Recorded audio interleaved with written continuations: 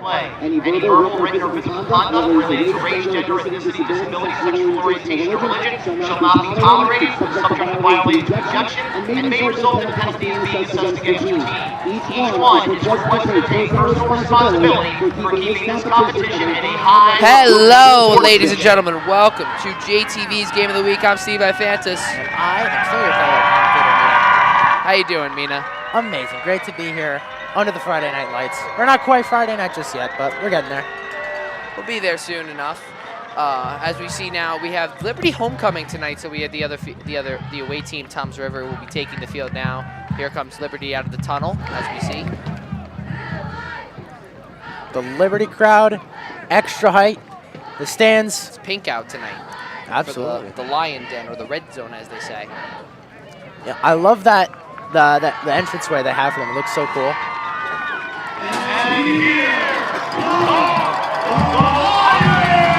Here they come.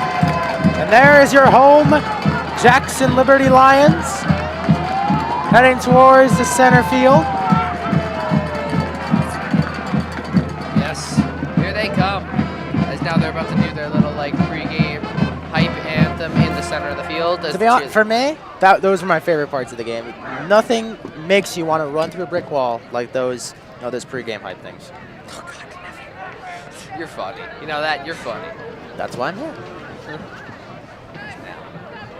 Lions are trying to win their homecoming match. Crucial matchup for them as well. So we're going to go stand up for the national anthem. All right. As our award-winning Jackson Junior ROTC color guard presents the colors and our marching Lions play our national anthem.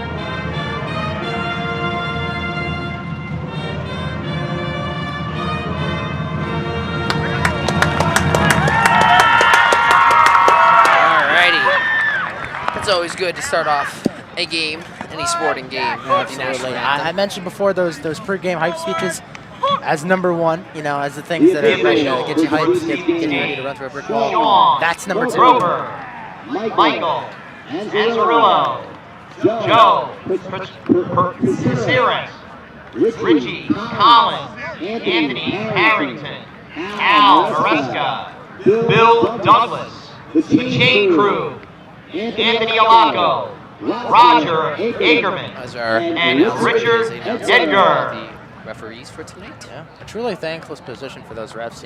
You get 100 calls right, miss one, and well, it's the difference between win and lose. As the captains for both teams heading towards the center line for Liberty, that is Brandon Bitar. Out there with the three Toms River captains. Brandon Bitar, an old teammate of mine, one of the only dudes who makes me look tiny, and I'm 6'2". It's a horrifying thing to think of.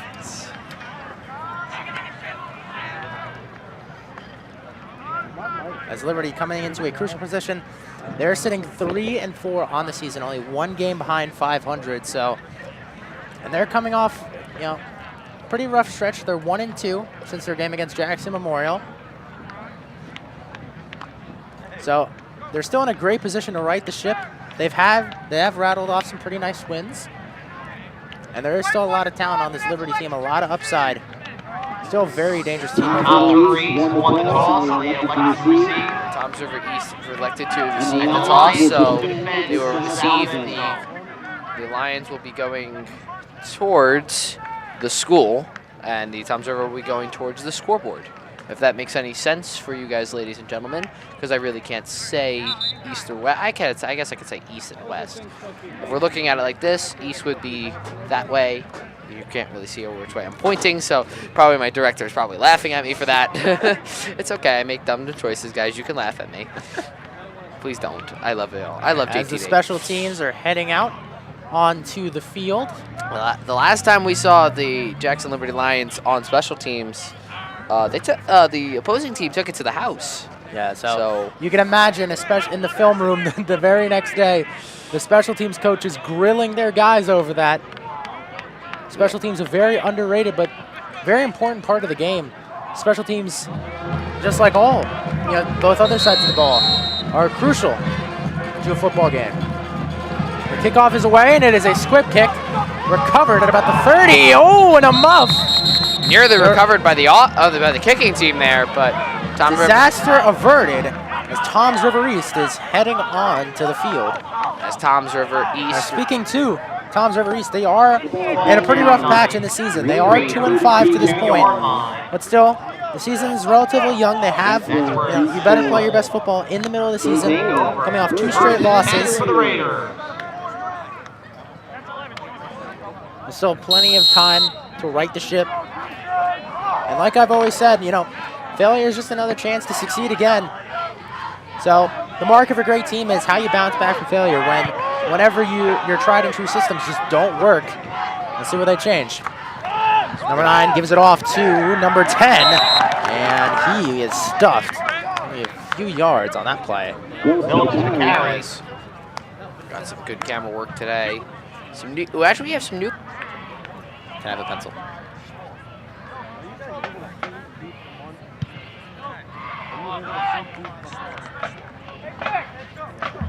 About a gain of a yard on the play there. Second and 9 for the Raiders. Second down and 9.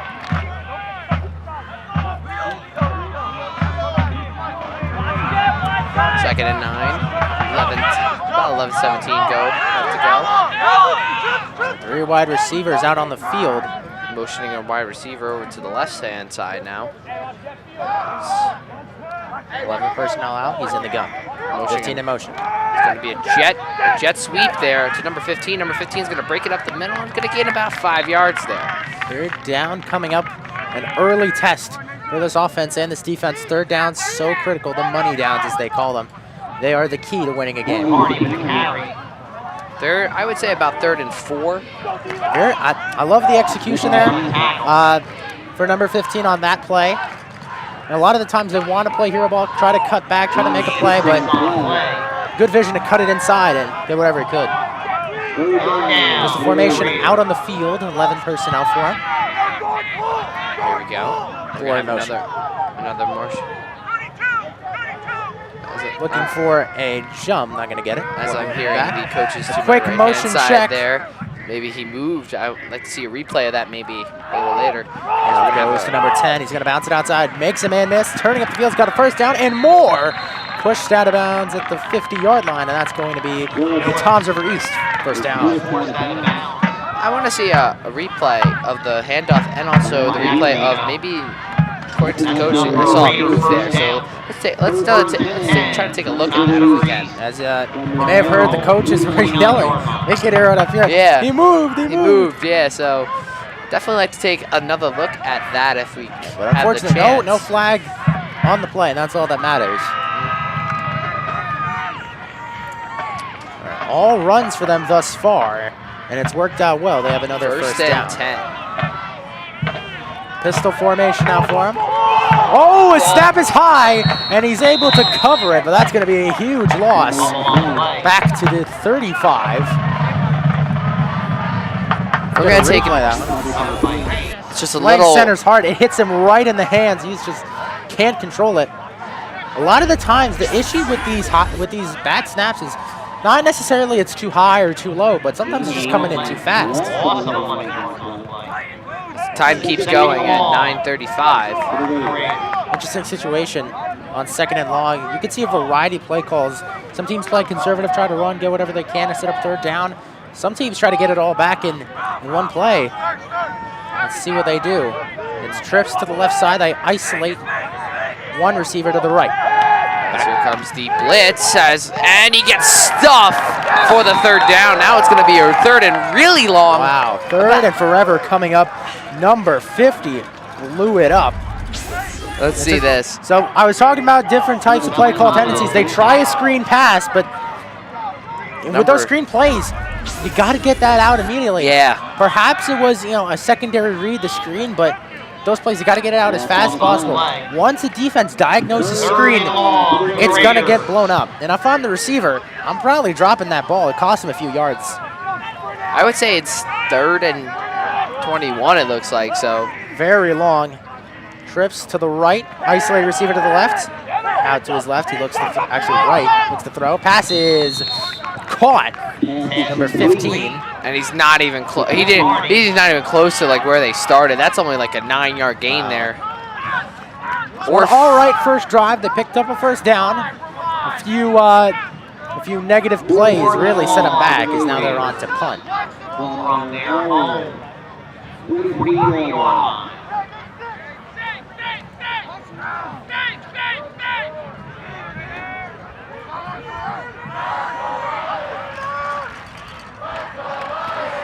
And the punt, snaps low, punt is away, and it looks pretty good. Down at about the 30. It's gonna roll. It's gonna go about to the 20-yard line. I love that when they go like that, just to. I don't know. I never knew if that helped or not. I don't think so. Down at the Liberty 20-yard line. There is a flag. Where the Raiders will be, that's where the Lions will take over. But First and there 10 is a flag on the play. 20-yard line. I think personal foul, I want to say. I'm not personal sure. foul the flag was on. Flag on the play. Seems like Liberty's offense still on the field. Led out by quarterback number 7. That's Mason Ciccarello. I want to say it was personal foul on the Raiders, so the Lions will get an additional 15-yarder. Led out by the freshman quarterback, Mason Ciccarello. They have it bunched to his left. They have an isolated receiver out to his right. As the Lions, as a couple times we've done these games, the Lions have tried to run the ball a lot. As now that's a pass, and he's going to cut it to the other side, and he's going to turn a negative yard gain into a positive 5-yard gain, 7-yard gain there. Smith on the carry, Smith on the reception, I should say. It's a reception. Now the execution on the screen pass, not so great by the blockers. The defense diagnosed it really well and swarmed to the football, but I brought this up in our game in Jackson Memorial's game against Freehold Borough. When every single player is swarming to the football and not staying to their gaps, you open up cutback lanes like that. So you don't necessarily need every single player converging on the football at the same time. Yeah. Taking another look here, as now it's going to be a run up the middle, and he's going to break free, and he's going to cut to the left-hand side of the field. He's at the 40, 35, out of bounds at about the 33. Number 8 there on the running. That would be Joseph Accordiano there. We're going to take another look at this. I like to highlight Brandon Battar. I mentioned him before this game. He generates so much lateral movement on those zone running plays. If I'm a running back, I'm running cutbacks off of him every single time because those lanes are getting wide open. And it's very rare you see those blocks from the center because usually they're at a disadvantage. This is back under center. Handoff goes to Number 8 again, Joseph Accordi now. Picks up a few yards.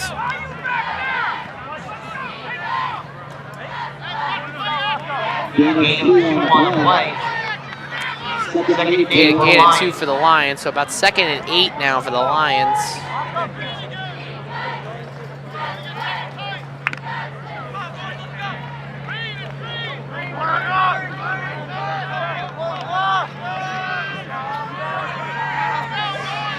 Jumbo set on for Liberty. Handoff goes again to Accordino. Finds a lane, breaks away, and he's down into the red zone. As here comes the silly string out for the red zone, as I see. We're taking another look at this. They're attacking the zones heavily, and they're running behind Brandon Matar. They are sealing really, really well. Lanes are opening, and the linebackers, you got to stay disciplined. You can't overcommit on those zone plays because that's how they get you with the cutback lanes. Yep. As now the Lions are trying to put this in here. I would say it's about 1st and 10 now for the Lions. As you can see, Tom Zervries packing the box. They're gonna dare. Oh, it's going to be a handoff to number, I don't know which number that was, 14 there. Time will keep going. Palms there with the carry. Korzik Palms on the carry there.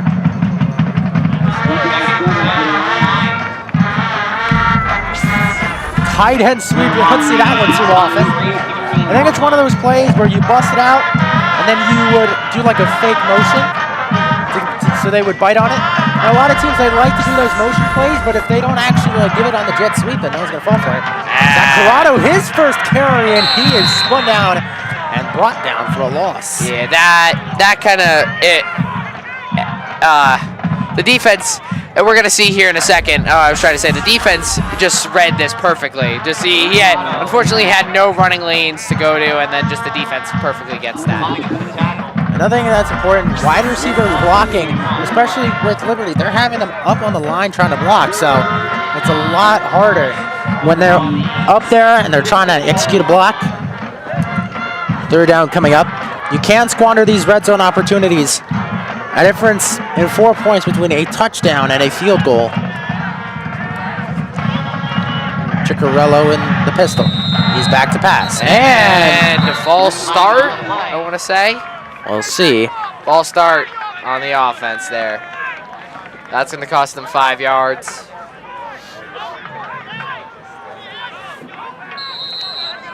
That'd be 3rd and 9. 3rd and 9. Play clock will continue to go.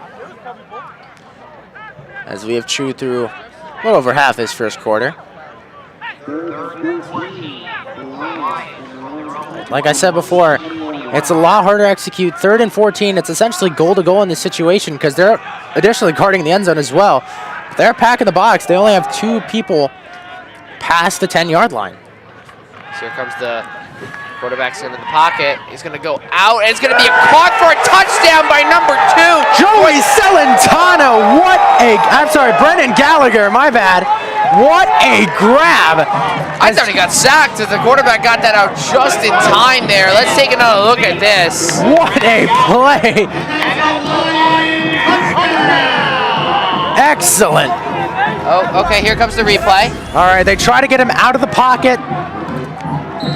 Yeah, he tries to get him out of the pocket. Watch number 2 over here in the corner. Comes up, 86 just overextended there. And the kick is good. Great start for the home Liberty Lions as they grab a 7-0 lead. I like the mix and play calling, though, from Liberty, the offensive coordinator, filing away everything that Tom Zervries has been throwing at him right now. We're going to take another look at the kick because, unfortunately, we got carried up with a touchdown. Here's the kick, and the kick is good. Little lackadaisical blocking there. Yes. The OC very happy about that one. But I love the mix and play calling. Motions. They attacked the ball deep, short. They ran it really well. And that's really good when you are executing well and you're able to change concepts and you're not sticking to one kind of thing where it's running it or passing it. That's the key to winning a game because the defense has no beat on what you're doing. 150% agreed with you, Mina, there. As the kickoff once more. Last time is a squib kick. So let's see if the receiving team changes anything. It's another squib kick. Bounces. Ball's up. Off a man.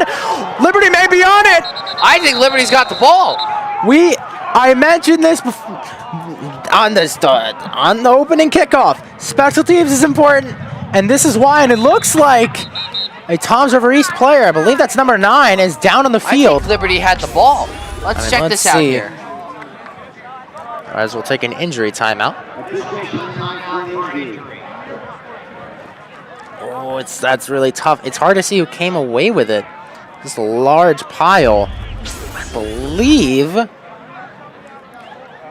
believe Toms River East still has it, but I'm not too sure. I think they did give the ball to Toms River East there. As he is up, kind of probably getting checked out now by the medical doctor stuff. Medical doctor stuff, yeah. Yeah, we're gonna take another look at this again from a different point of view. Let's just see. Let's see. As you see here, the ball comes out right there. Now it's never out. It's off a man, so now it's live. Anyone can touch it. And that's a live ball, and I think, I don't know. I think a Liberty player had it at one point. I believe that's number 3, Joey Celentano. But I don't know if they maintained possession. It looks like on the sidelines, it looks like it is Toms River East's offense in the huddle on their side of the field, and the defense on the huddle as the injured man, thankfully, to his feet and towards the sidelines. And he's walking up by himself. That's always the best thing. Of course. Especially when there's injuries like this, you always got to make sure they're walking up by themselves. They can do all that. So and injuries in high school, especially if you're a senior and that ends your season, that's rough.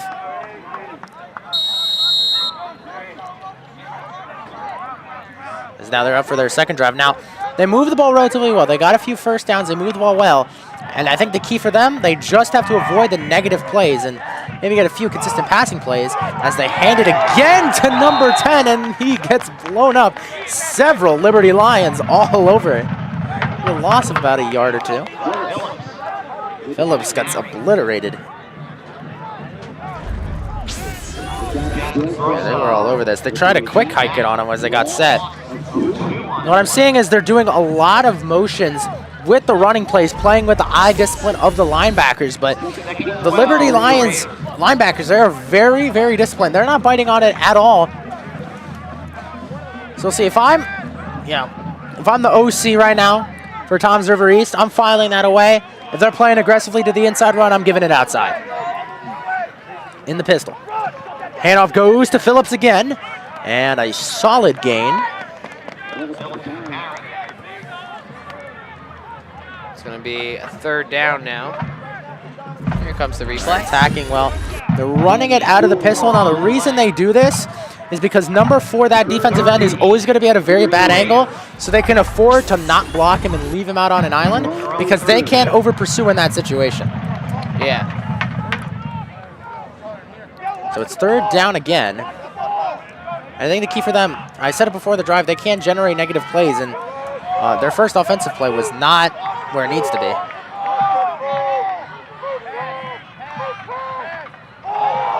Ball's out, and I think Liberty's got it. Oh, wow. No.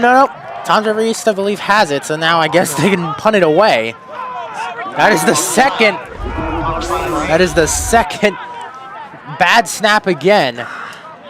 And again, the quarterback just, I hate to say it, but Butterfingers again hits him right in the hands. Yeah. Got to get communication between the QB and the center, as I can imagine they're going to have a conversation on the sidelines. I'm just letting you all know, that yellow number right there is the ball. We're working with some new graphics today, so that yellow number is the yard that the ball is on. So you fans at home, so high hits at the 50 and out of bounds at about the 45. You guys will know at home what yard line the ball is on. The ball would be on that yellow number says what the. Yeah, I understand the confusion because if you watch, NFL or college or other professional broadcasts, that's often the play clock. But that is the yard line for us.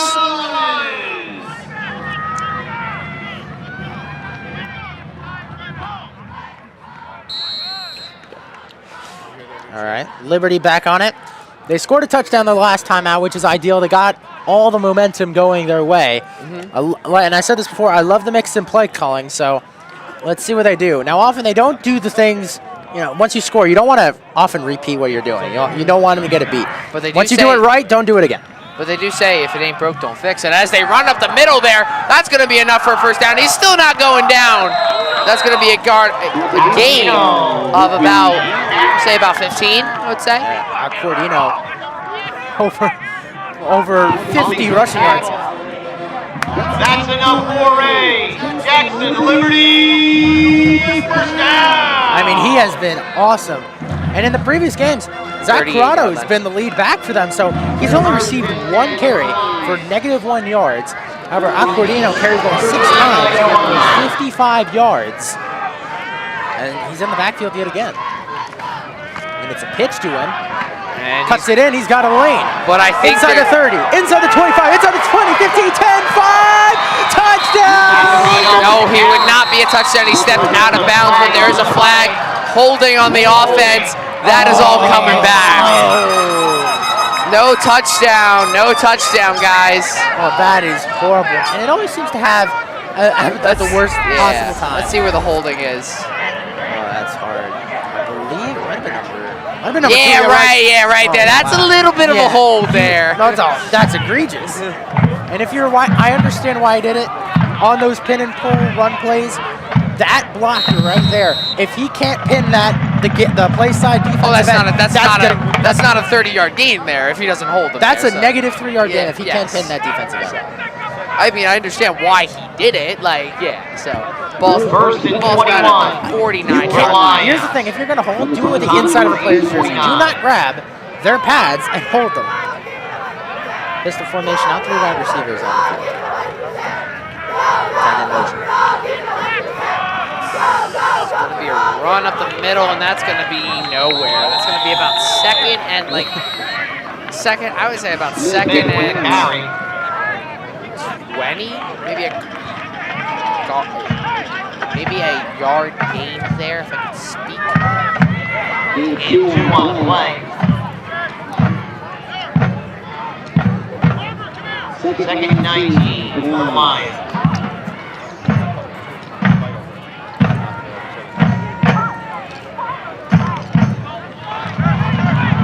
Second and 21. Ball about on the 48-yard line, I want to say. Liberty needs some momentum here. They had it, but They've had some huge plays. Ciccarello got to pull it down and run it, and he's breaking tackles, still going. That's going to be a gain about 15, and it's going to put it a reasonable 3rd and 7, I would say, for the Liberty Lions here. 3rd. As we're taking another This look is a here. design passing play. They send everybody deep, but everyone playing the pass is not looking down for the quarterback. From the 35-yard line.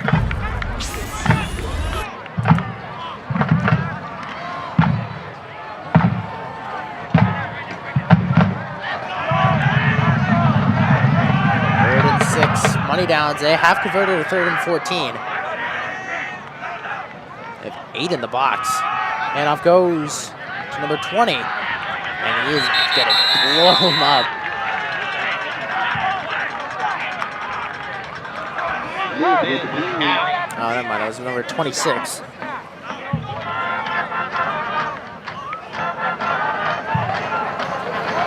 That's going to be 4th down, and they're just going to let the quarter run out here.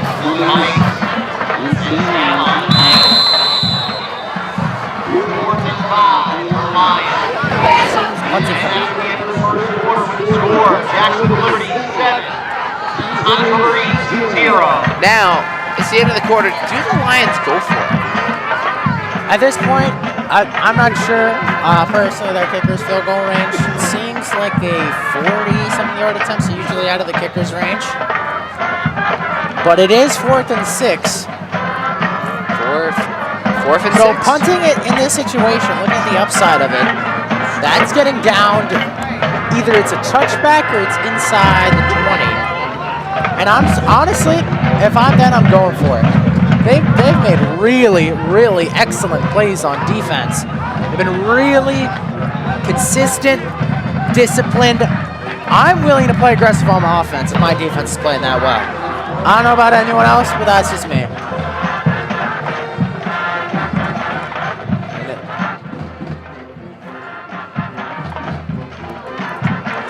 Ball on the 34-yard line, 4th and I would say about 6 here. And offense in the huddle.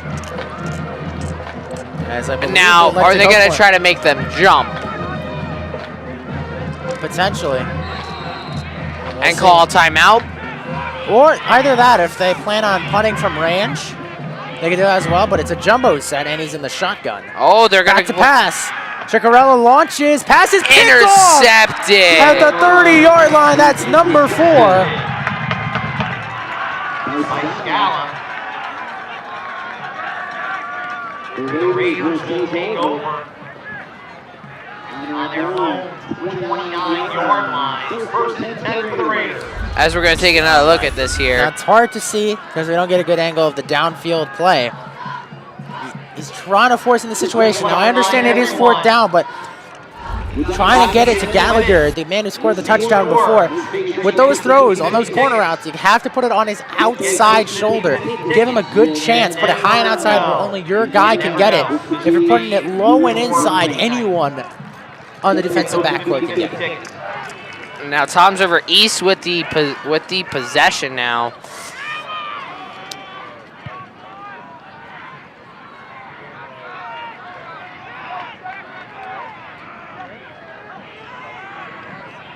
All right, back onto the field.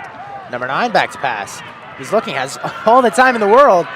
Out to his right, he throws. Incomplete. Targeting number 4, the man who got the interception. 2nd and 10. And we talk about always capitalizing on turnovers. Turnovers are a huge part, not just for the defense, but especially for that offense. If you can't capitalize, you're almost letting your guys down on defense, which may have these guys play on defense as well, so you got to make good on your own plays. But you see a lot of those rollout plays and concepts because it's a lot easier for these high school QBs to just read half of the field instead of going through the progressions because it takes too long. So on those rollout plays, trying to get a guy in good leverage when the quarterback's in position instead of trying to throw a route from the far hash. They're back out. A lot of 3 wide receiver sets, and now they're trying to do that to ID the defense, opposed to Liberty and their jumbo sets. A direct snap. He's going to try to run it, and Liberty setting the edge really well. That's a holding in my eyes. I saw that. There is a flag down. Holding on the offense there. I believe that's going to be declined. I would decline it because it would be 3rd down, right? Yeah. Let's see. Right here. The holding's Yeah. right there. Oh, wow. There's the holding right there. Number 15. Yeah, and again, it's on those very important blocks where you almost feel for him. Like, if you're watching the game, you're like, how could you do that? But in that case, Your quarterback's going to die like, exactly. if you don't do that. Like, it's a So, negative yeah. play anyways. Brandon Matar is subbing off. So they did decline it. Yeah. They didn't accept it. So they They're were down. like the Liberty coach was just like, hey, just let the down. We don't want to give them an extra down, even though we're gonna probably. It's okay. 3rd and 14. All right, let's see what On they call downs. here as they head to the line.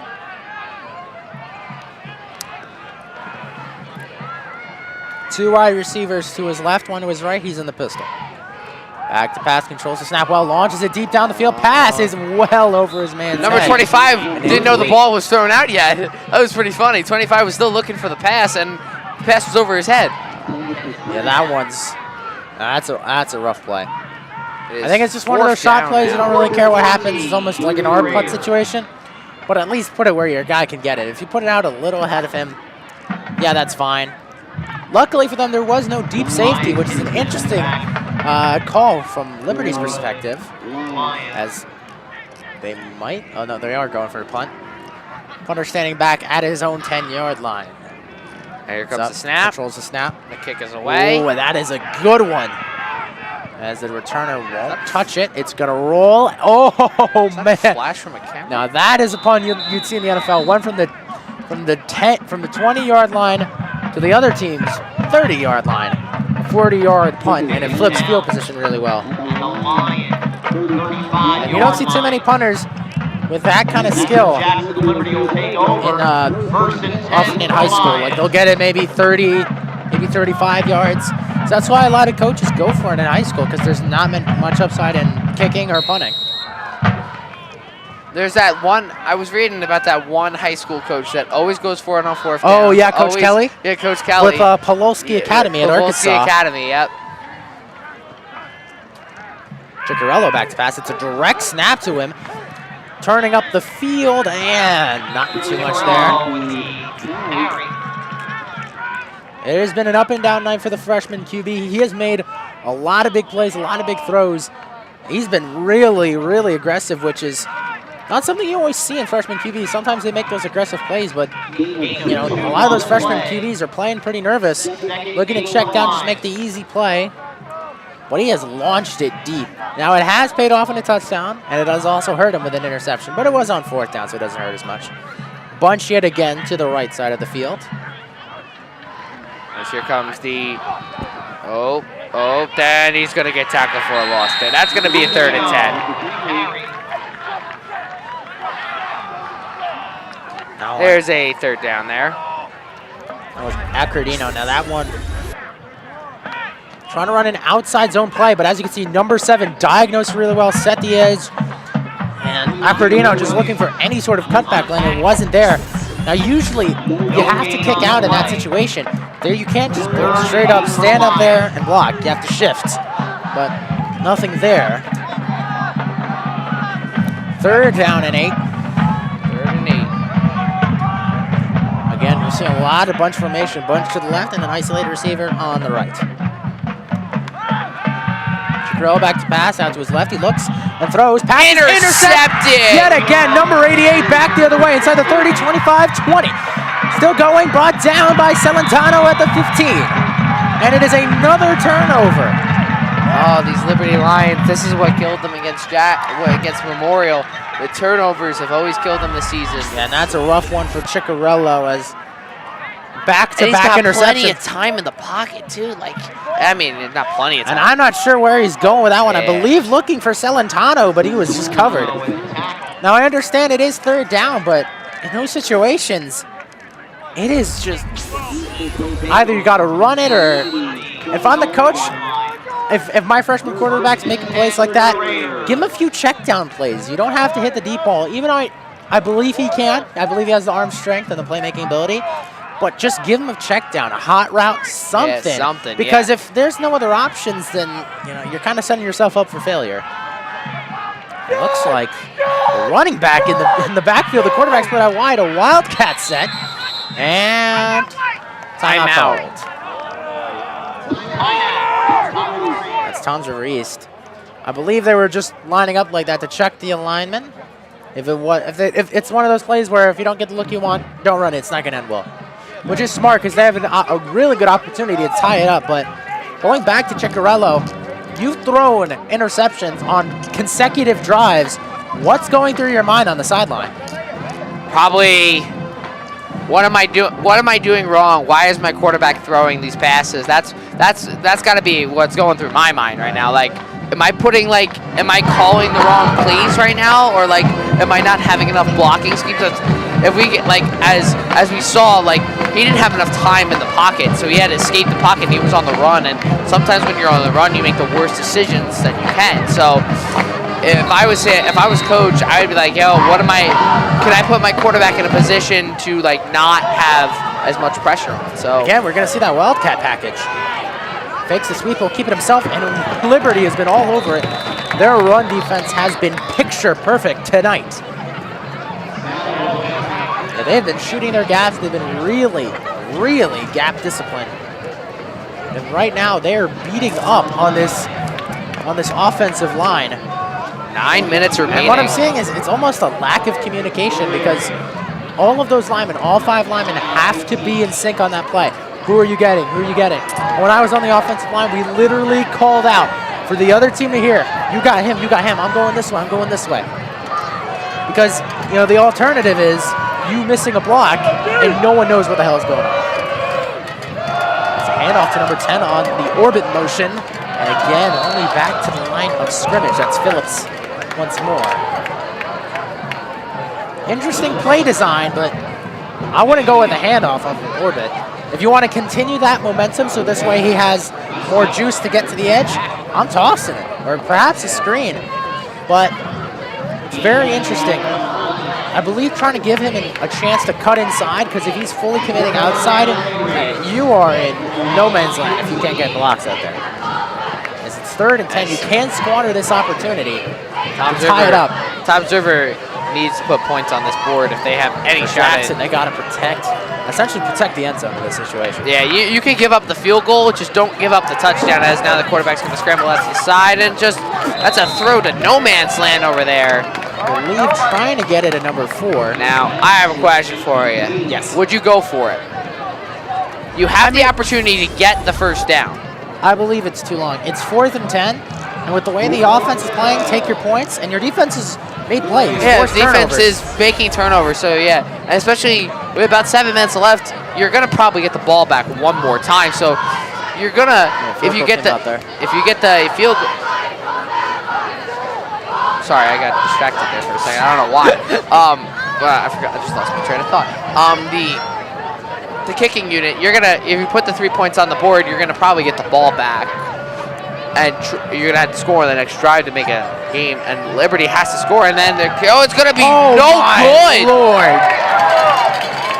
Did he get under that, or did he get blocked? Did he kick that straight? Wait, can we see a That was replay a of that? straight leg kick. That was not a soccer style kick. Like, that was like a That's the kind of soccer kicks kick, right? That's the kind of, that's not a soccer kick. That was, if you've ever watched football in the 80s, you've seen those kicks before. And there's a reason no one does it anymore. I would like to see a replay of that, if we have a replay of that. That was horrible. Like, you're not making an extra point with that. Look at, oh my, it barely clears the line. I don't think it, like, I think it went over their helmets. That's it. So now the Lions will take over at the 20. And perhaps next time, but I believe they've been running the football well, so I'm assuming go back to it, and they're packing the box again. It looks like it's going to be a run.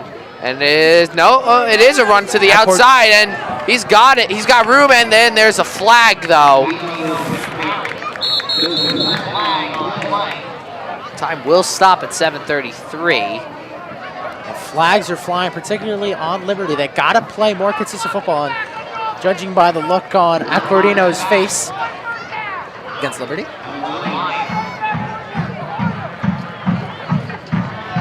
I believe the flag is on Liberty, I want to say. Holding, perhaps.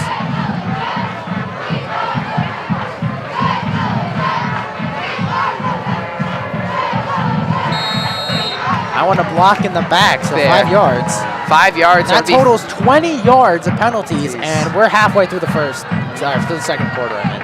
No, first half, you could say. That's technically true. First half. No, it's the first half ain't over yet, though. Mason Ciccarello. Again, Jumbo set 3 tight ends, and they only got 1 receiver out there.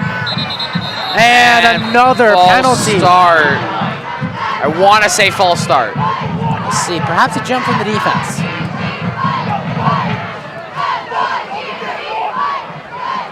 That is Yep, and that will be a false start on the Jaguars. On the Lions. I just called them Jaguars. On the Lions. There. Yeah, and that's frustrating because that reflects First and like on those players. You got to communicate well in the huddle. And sometimes, you know, under the Friday Night Lights, you're giddy, you're excited, you're ready to go. First and 20. But you got to, you got to get it together. You got to communicate with your Ball's your on the friends in 11-yard trenches. line. Ciccarello in the gun. Hands to Acquardino again, and he is stuffed. Yard or 2. And the ball will be placed at the 13-yard line. As we're going to take another look at Liberty. They're attacking well with the inside zone runs. However, this time the lane not opening, and I like that they corrected this. Now everyone's really playing gap discipline. They're not giving up any cutback lanes. Not everyone's swarming to the football. Everyone's staying very disciplined in their spot. Ciccarello under center. And it goes again. That's Acquardino. And he'll gain about 2 or 3. And a push, looking for a penalty, I believe. Oh, and we got a Liberty player down. That's going to be an official timeout there for an injury. It's unfortunate, as usual, for the injuries. As you can He's see, holding he's holding his knee, it looks like. Well, I don't see who in particular is down, if we could get an angle on that.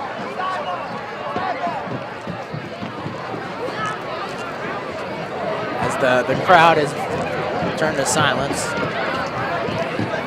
There is the red zone, as they call it, right there.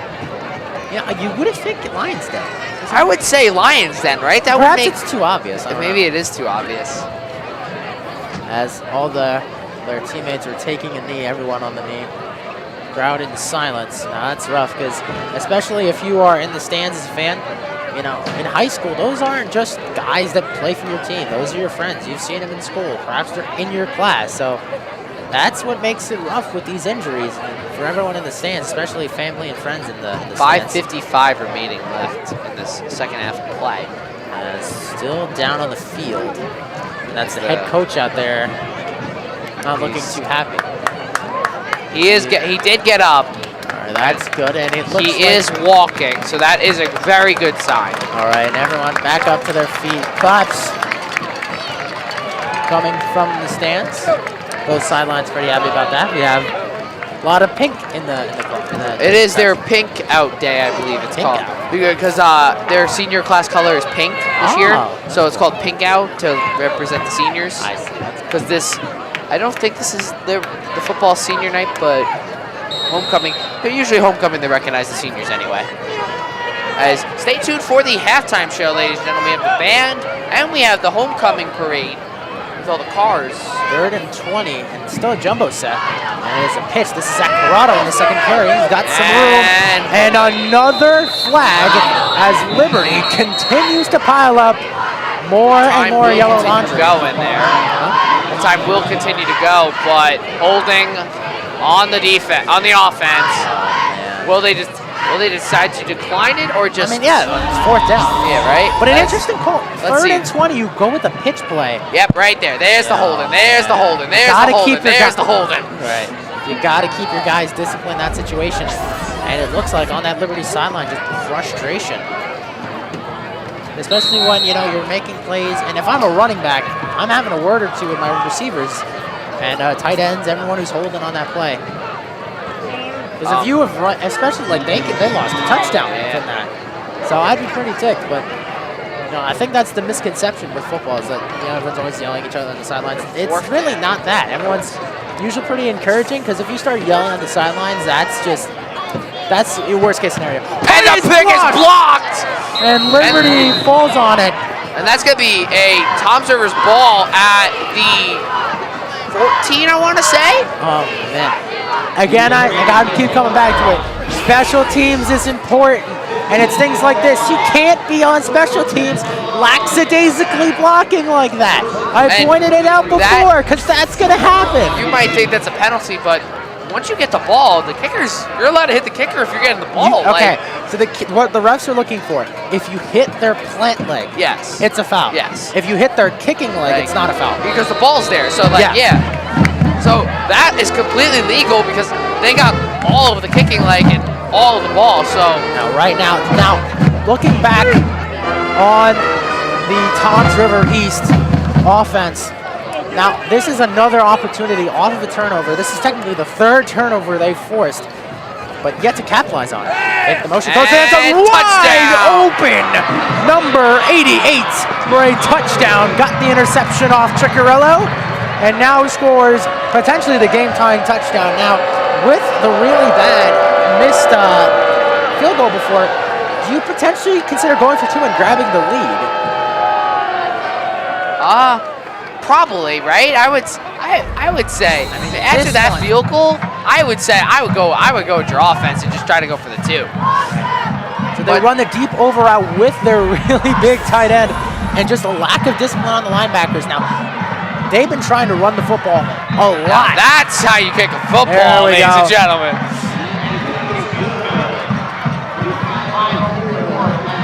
But like I was saying before, just just a lack of discipline with these linebackers. Those guys look like they're run committing. They got their eyes stuck in the backfield. They let the tight end leak right behind them, which is exactly what they're looking for. Can we take another look at the touchdown replay if we have a chance, Dylan? Do we have that replay again? Can we take another look at that? I wanted to see something real fast. Yeah, here we go. Here comes the replay. I just want to see. Slow it down, like right about Look, now. everyone flows with the ball. The tight end is wide open there. Yeah. And like I said, that's the goal with play action. Now that when you're running the ball well and you see they're jumping it and they're ready for it, that's when you got to pull the play action, because that's when you really got to test their discipline. Are they run committing, or are they just really good at diagnosing your plays? And in that case, now I love the play design. You have the over route going the opposite direction of the linebacker, so they could be thinking, hey, perhaps it's a block on the second level from the tight end, but you just have him release upwards. Yeah. That kind of disguise is what everything about schematic stuff, because it's small details like that.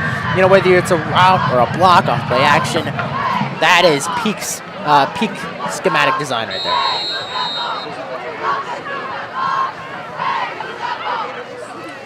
Here comes the kicking unit. Kick is underway, and it's going to be a squib kick recovered by the receiving team. It's going to be the ball's going to be about down around the 43, I would say. Liberty's offense, their opening drive of the game, I mean, fireworks. But everything else, I'm really frustrated if I'm on that sideline. Penalties, turnovers, being undisciplined. It has all happened these last few drives, so you got to turn something around. You're keeping the stats over there. How many penalty yards has the Liberty offense had this quarter? In this quarter alone, they have accumulated about 30-something yards worth of penalties. That's 3 first downs that they call. That is huge, and it's still the quarter's still going, the game's still going. Yeah. Ciccarello, and oh my! Another false start. Ciccarello yelling to the sideline.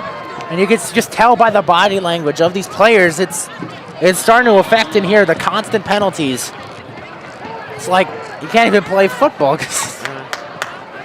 And with those false start penalties, you have to communicate.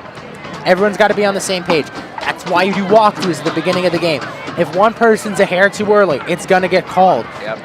That's why they do those walkthroughs at the beginning of the game. They are so important. It doesn't matter if they're 50% speed. It's so important for those linemen and for everyone to get that chemistry. About 56 degrees outside, so here we go. Relatively warm. Here is the snap. It's going to be a handoff here. And no, it's not. The quarterback's going to keep it. He's got a 10. He's the first down at the 45 on the opposite sideline.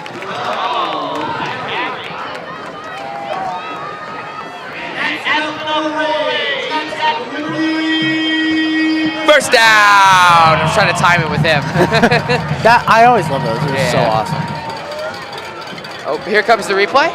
As we're going to take another look at this. Now, I've never seen this before. I believe it's inverted veer because they get the running back going outside, but I've never seen they go two ways. That tricked our cameraman up there. It's hard for them on those option plays because the cameraman have to read along with the defense as well. As nice shot of the crowd on their kick-out days. As the quarterback gives a block there. Oh, this is bad. This is trouble. Bad news. Go down. Oh, he's still going.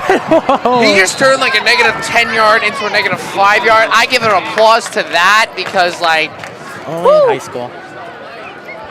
And again, like, I'm loving the way they're doing their run defense because they've understood that is their weakness, right? Yes. Especially on those inside zone plays, everyone's really been on those first 3 drives, if you've noticed. Not super disciplined, but right now everyone's hitting their gaps, staying home, playing well.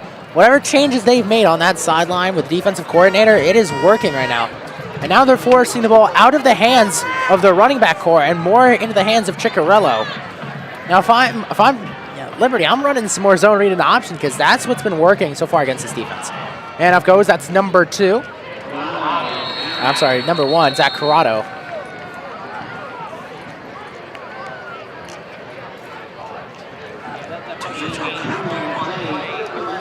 Third and 11. Now, looking at their tendencies on third down, it's kind of been all over the place. On their first third down, in field goal range, they launched it to the end zone, which you don't see too many teams do. Yeah. On the second one, it was like 3rd and 20, and they decided to run a toss.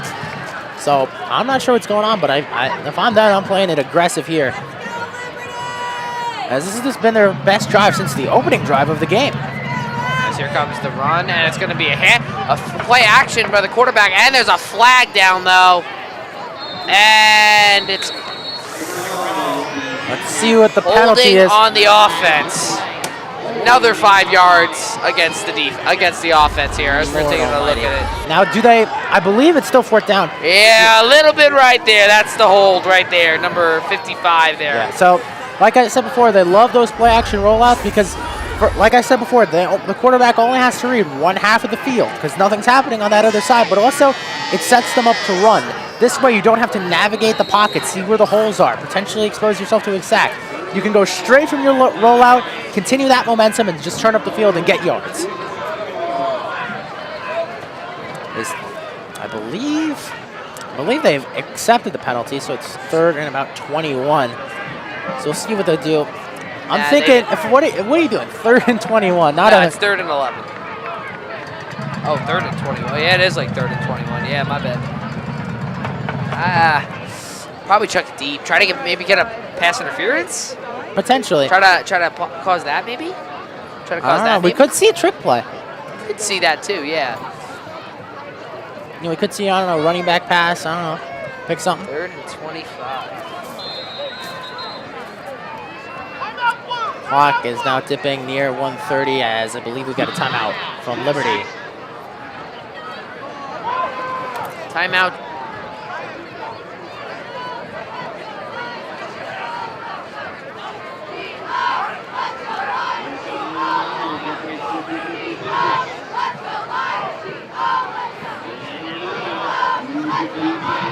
Let's try.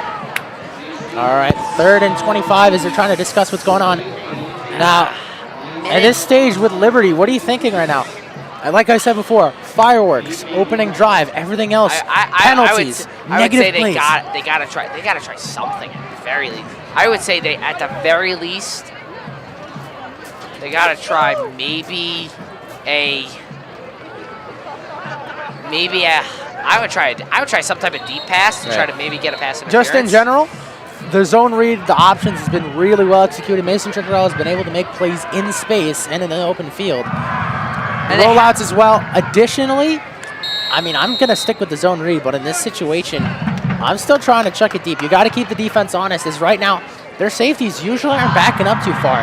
Those guys are standing at like a 10 to 15 yard depth. So Tom's River also, though, is stacking the box a lot, so maybe if you try something deep, and it looks like Jackson's just going to run the clock out here. That's what it's looking like. Yeah, here comes the snap. Oh, they're throwing it deep. It's got all day. And the flag. Another penalty. He launches it, and that one to the sideline. And that holding. I believe it's going to get declined. They're not showing. Oh, wait. Might be on the other team. Hold up.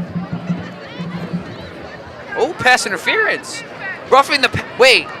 No, it can't be pass interference because no one was near the ball. I don't know. And it can't be roughing the passer because he wasn't touched. Personal foul, maybe? I don't know. We'll see. Personal foul? If the refs call. Unnecessary roughness? He's not touched. And that one's to the sideline. Ooh, on the Raiders.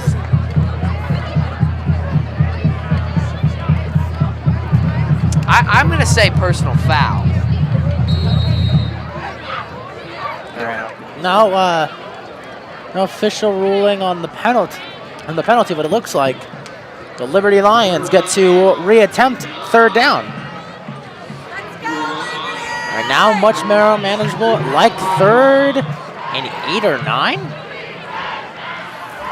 Again, they're loving these bunch formations. Now, they do that because they want all these receivers to get clean releases down the field, and they get just that. Ciccarello hanging in the pocket, escapes the pressure, finds some room, and he's going to run it himself, and not going to get there. Like a 4th and 10 again. In that situation, you got to get the football out. I love the way he's been able to navigate pressure in the pocket, through all the garbage and stuff to get into space, but you got to let it fly. In those situations, just tucking it and running it when there's defenders everywhere, it's not going to help you. Now, it's hard to see what's going on down the field, but if I'm guessing, the deep receiver is going to run a clear out, and they're going to run something else underneath it, and he's just staring at it. And then one skill, you see a lot of pro quarterbacks doing this, but not too many guys at these lower levels of football.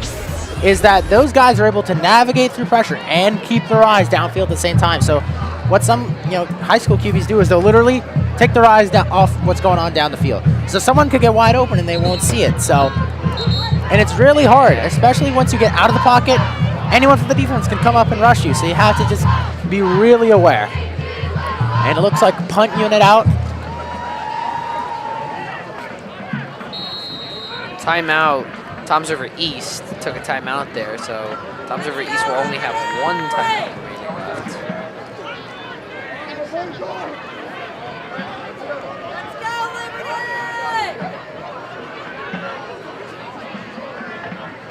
Use the timeout and the punt is away. Ooh, and that's a good one. Inside the 20. They're going to let it roll. Picked up at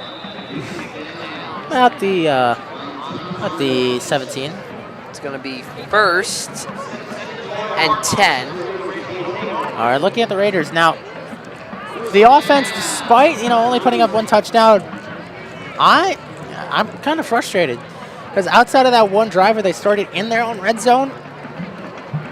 I mean, they haven't been able to move the ball super consistently and really put a drive together. I do like some of the play designs they've put together. Some of them have been rather confusing. But overall, there's been some very unique play calls, some very effective play calls, and I feel like they got a few tendencies on Liberty's defense. Yep. Ball's on the And once more, 17. Trips to the field side. And there's no one on the bottom of your screen. He's going to roll out to his right, looking. He's going to pull it down and run it himself. And like I said before, you're going to see a lot of those rollout plays because it allows them, instead of having a built-in check down option, the check down option is just them running the football. Keep it yourself. So they can afford to send everyone deep. What they were doing is they're running what's called a levels concept, so they're going to run 3 separate crossing routes.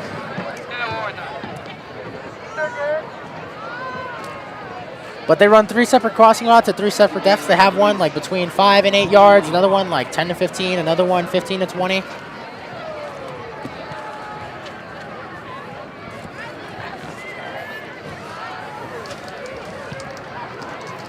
Looks like second down coming up.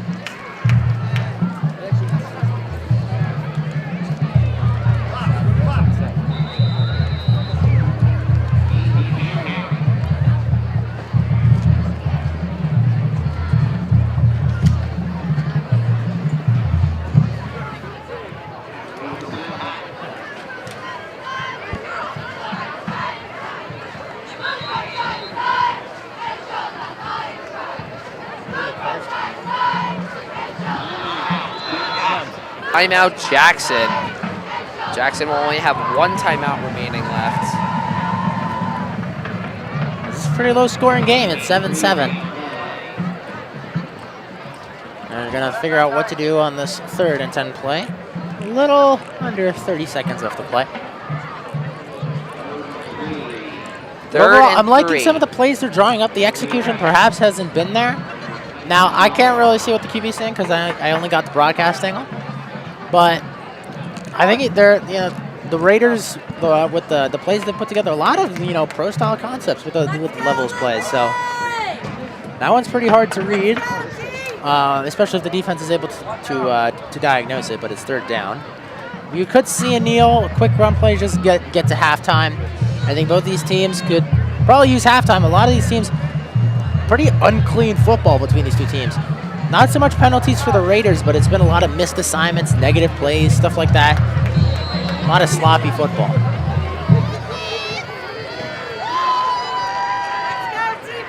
It is 3rd down and 10. In the gun, he's got 2 receivers to his left, 1 to his right, number 4 in motion. And it's going to be a snap, and the quarterback's going to hide behind his offensive line. It's going to get about a gain it's going to be enough for the 1st down, but they do not have... You know what, it's very interesting that they motion the wide receiver across. Now, they've been doing that a lot of plays. Now, what I'm assuming is happening is it's called a motion check, right? So whenever you motion the wide receiver, you're looking for how the defense responds to the motion. There's our bus crew. I don't know what camera that's on. There's Must probably have Drone, Noble and Drone. Yeah, Noble! The real star of the show. Yes, he is. But like I'm saying before, with those motion checks, you're looking to see how that defense responds. So if a few guys just shift in the secondary, you have a good idea that it's probably zone. However, if one man directly follows him, you have a pretty good idea if it's man. Now, I'm liking those IDs, but a lot of it has been, I don't know if they've been using it or not, because I'm not seeing like changes in the play calling based on it, so we'll see. As the Raiders are out there, Jackson Liberty Lions taking an extra second in the huddle, and now they're out there. The Jackson Liberty Lions need to do, they need to get a stop here, but here's the good thing is the Toms River East does not have any more timeouts left, so. Yeah, I think given that they're gonna run it out. Ooh, never mind, they're gonna throw a deep pass, it's caught! 88 handles it, still going, breaking away, 8 out of 20, 15, 10, 5, touchdown Raiders! What a play to end off halftime, making me look stupid with my predictions. Oh, wow. They just decided, screw it, we're going to take a shot on this play. Let's say a replay. He originally wanted to run it and then he saw the open man and he threw it. Let's see this, look at this. They love to run him deep over the middle because when you match. Watch 88 on your screens. So here, he decides and then gets the throw. There it is. Bobbles it, and it's just a foot race, and unfortunately, at that point, he's just got the speed. Yeah, the thing is, with him is the size and the hands, and wait, a fake field goal, and it is no good. He almost got a big pick, too. We're going to take it out. I'm sorry, we were not on this, but look at, no, it's not a fake, it was a bad snap, and he tried to get rid of it. And just threw it in a triple coverage. Nearly picked off there by the Liberty Lions. Yeah, but on that other play, they love running him over the middle because when you get him in that soft spot between the linebackers and the slot guys and the deep safeties and let him just run after the catch, that is bad news if you're a secondary because once he gets moving and you've been standing and watching the QB, it's hard to change momentums and get going. As right now, I believe that's the Jackson Liberty special teams coordinator grilling his defense as they break the huddle.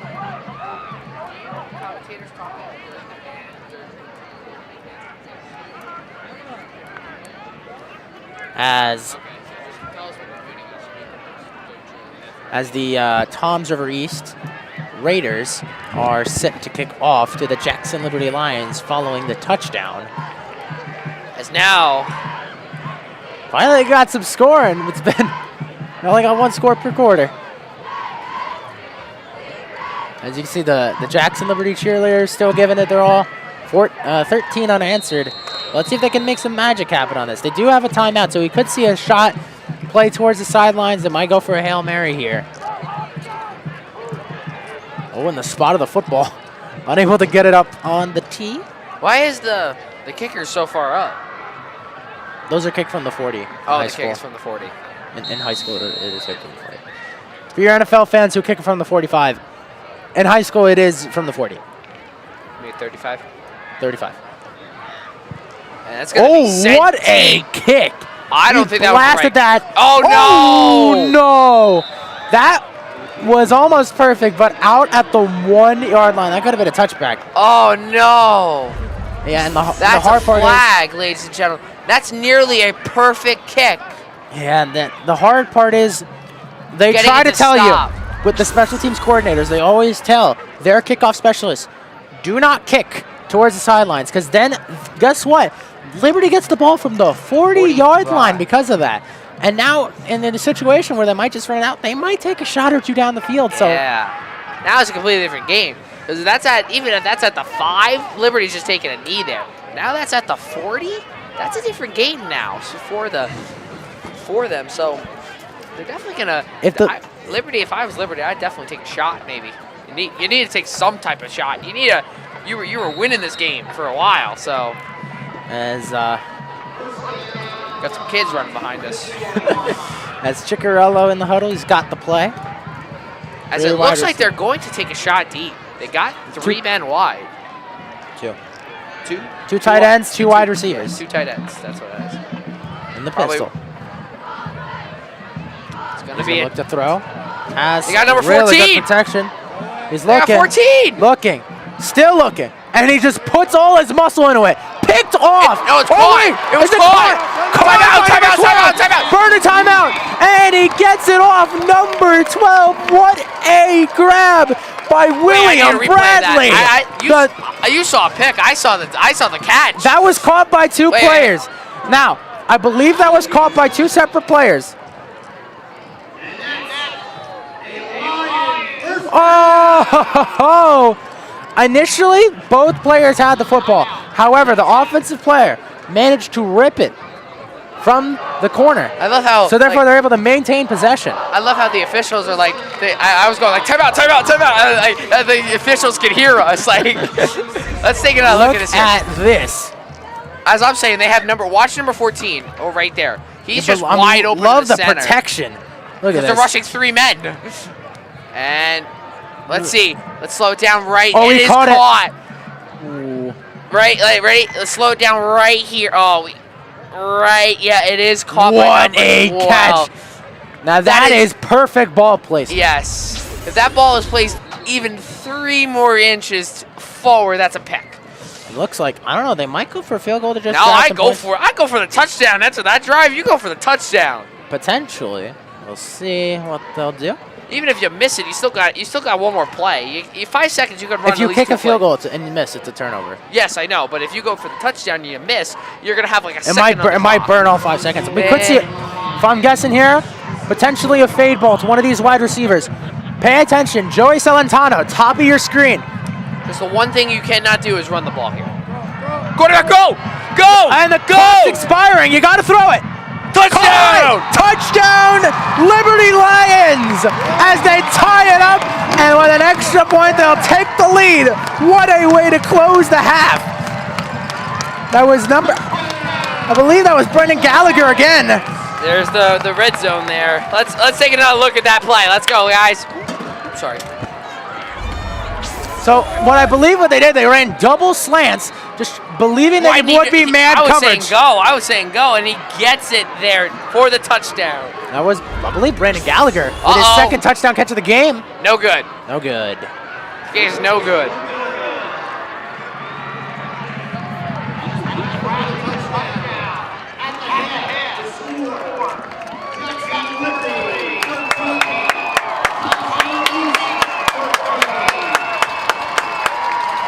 As we close the half, 13-all, and in the last 2 minutes of play, 2 touchdowns. 2 touchdowns, ladies and gentlemen. Incredible. Woo! That is crazy what just happened. All right, and after halftime, we'll be right back to you. Hang on, yeah, we're gonna take another look at this replay of the touchdown. Now the field. kick. And he just kicks it right into. And again, straight leg.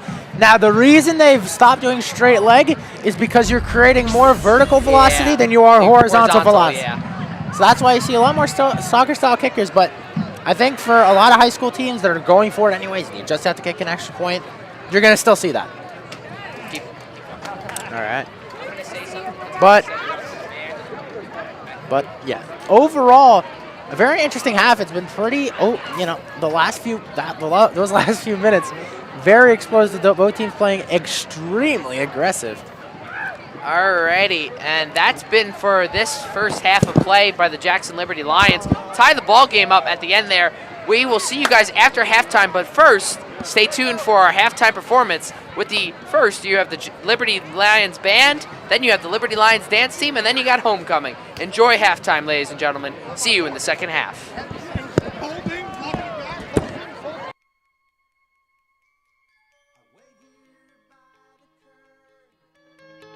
When my old friend heard, hoping for bottles and cans to fill my car. Plastic's alright, cardboard's a delight.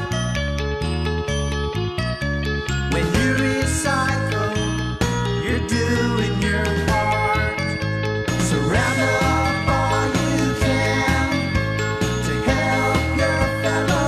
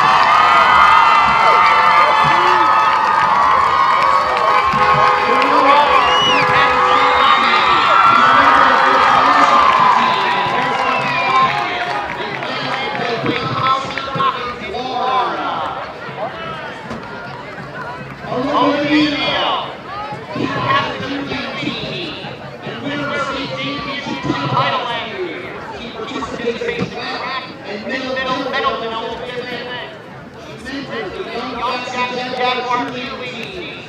Planning for undergraduate college and study radiology.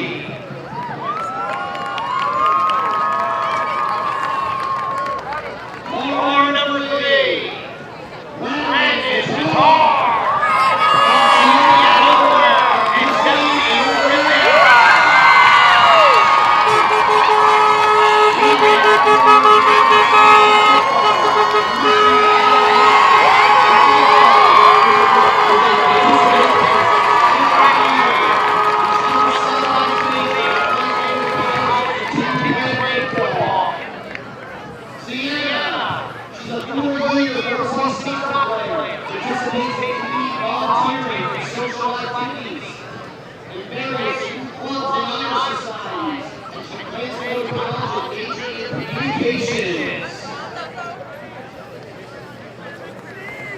Destiny, selected as an icon season. She's a head coach. She holds an art science where she fashion design. Everybody, let's give it up. Let's hear it one more time for all of our knees.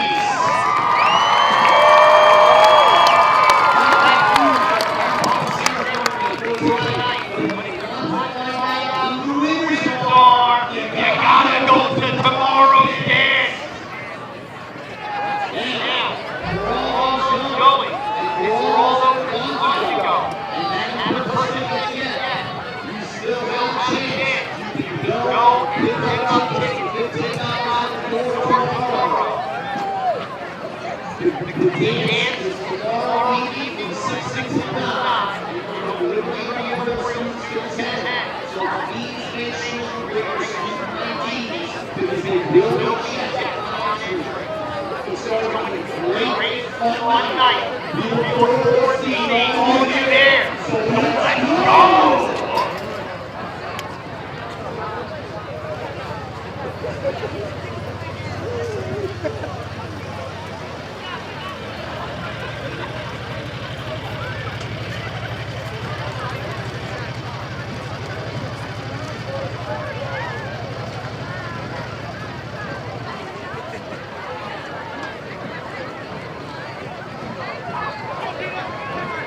Let's give it up one more time for our 2022 homecoming nominees.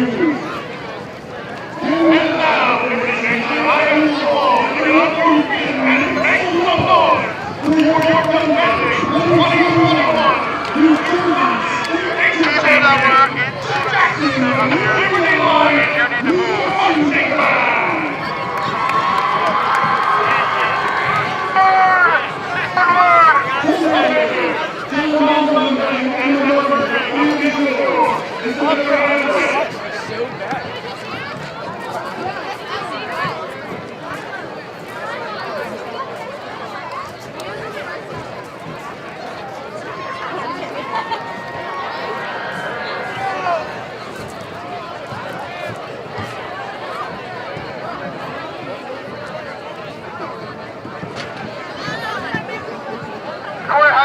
spot. Come on now.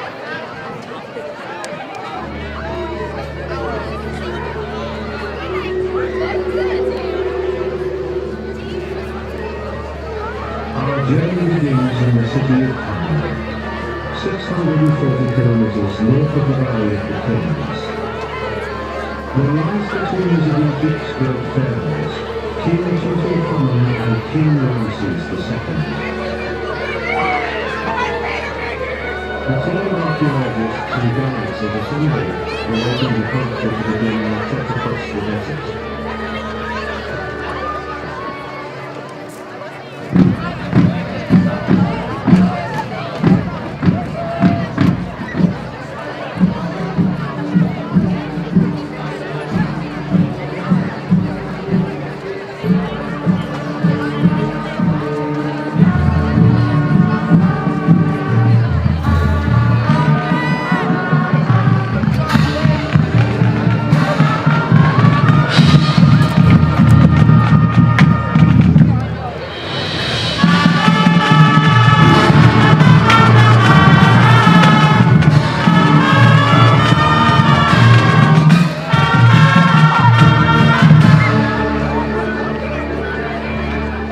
To this date, only one burial site is known, except one which is next to the site.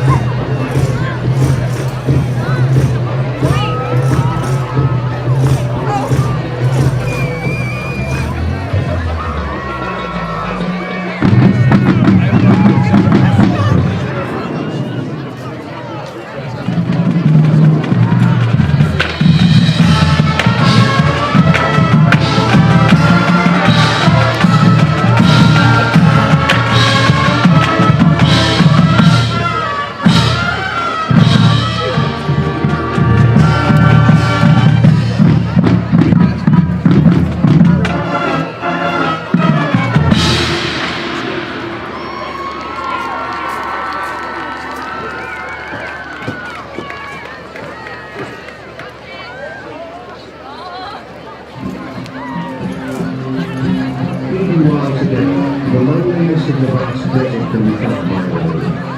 While the team takes comfort in the presence of love, the same day, misfortune due to the day begins to take its toll. One last journey through the underworld can consume.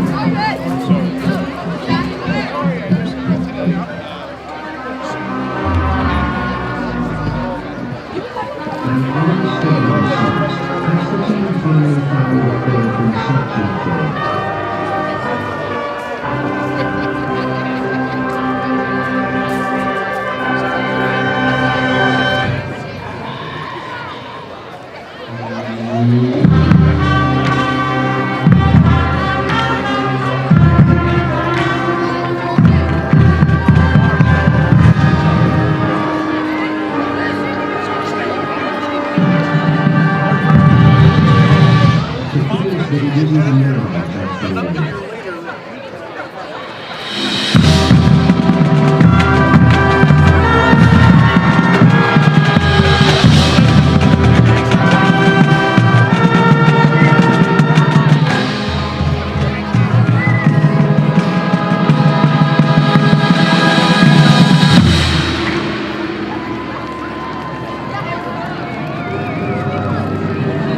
One last obstacle stands in the way of an historic discovery. The dreaded sandstorm.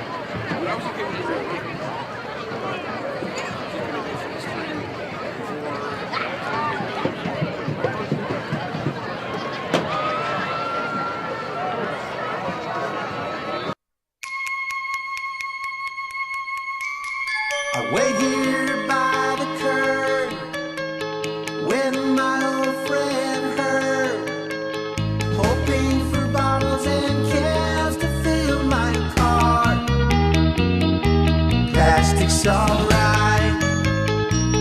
Cardboard's a delight.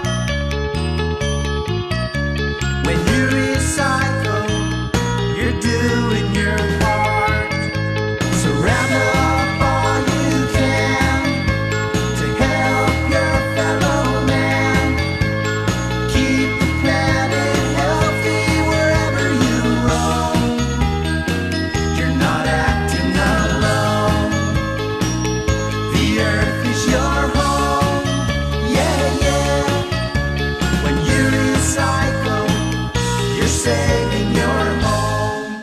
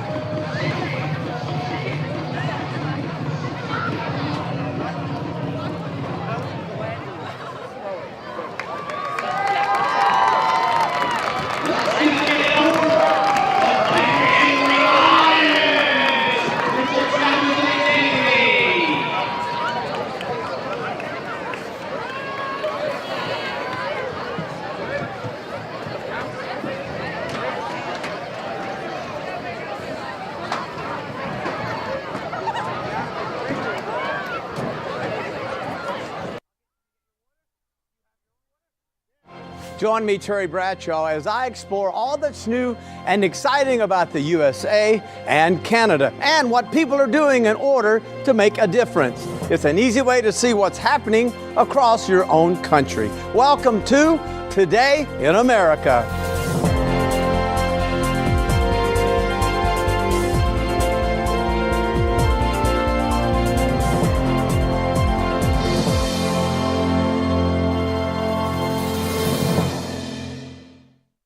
The Northeast has played a dominant role in American history and continues to be a major powerhouse today.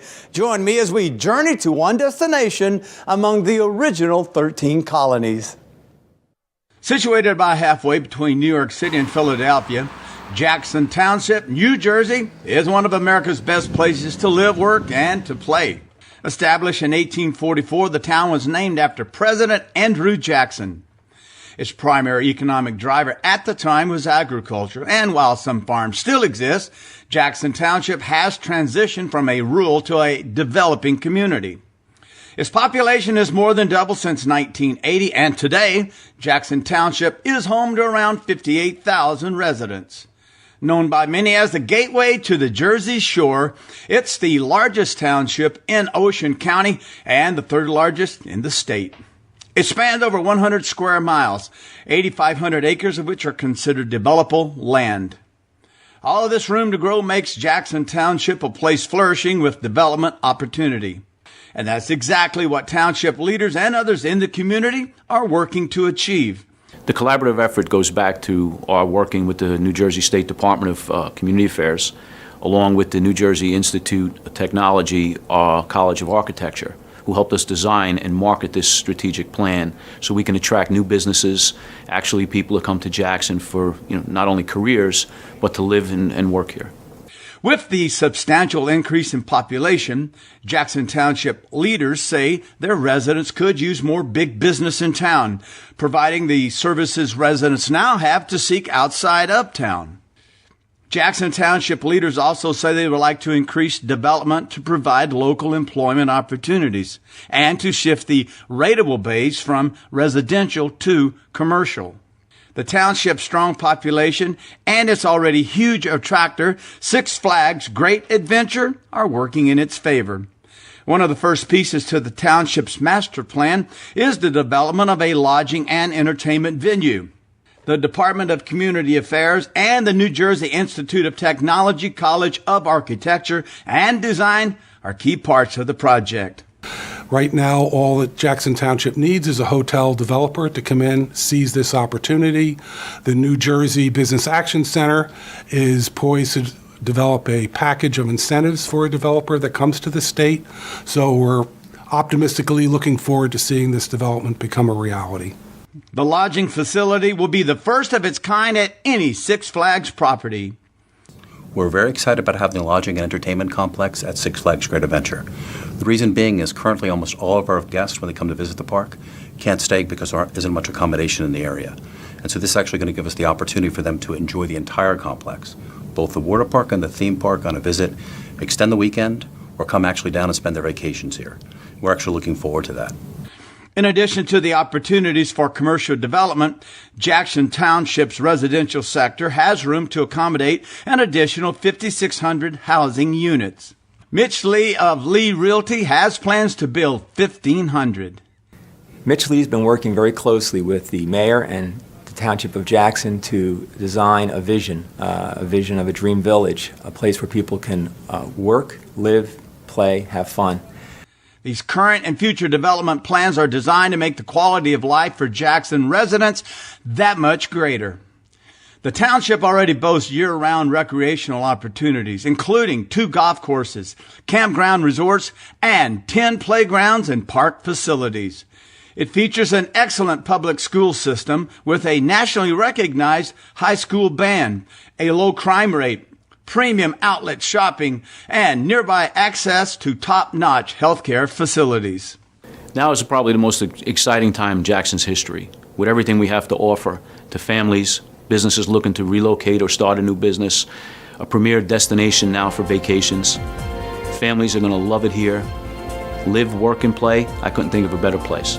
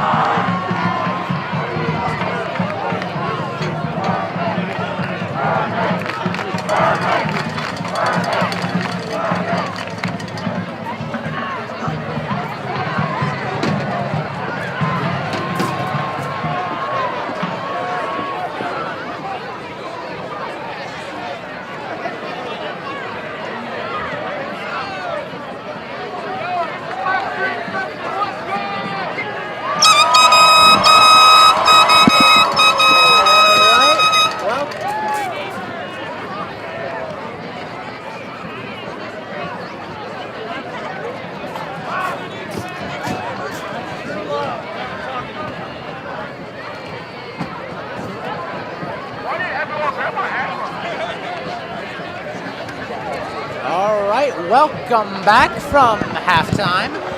Score, we are tied up at 13-all. We have about 30 seconds until we resume play. So, any thoughts on the first half?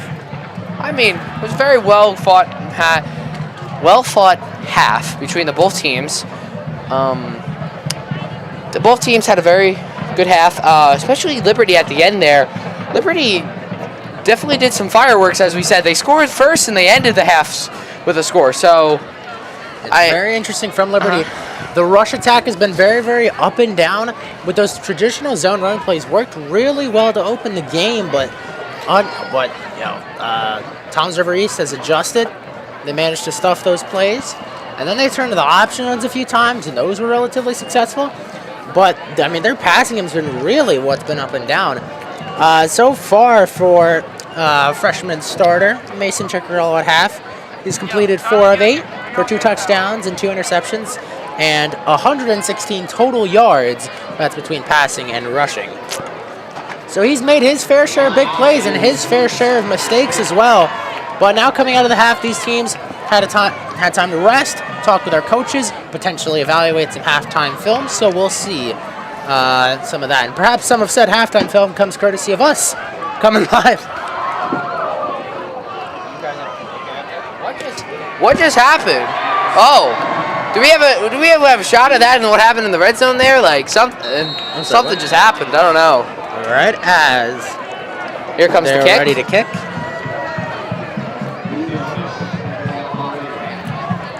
All right, kick is ready. The run up, and we are away for halftime. And this is a bomb. We'll take it. We're just a few yards away from the red zone. Get up the field. He's got some space, and that was almost dangerous. The 35-yard line.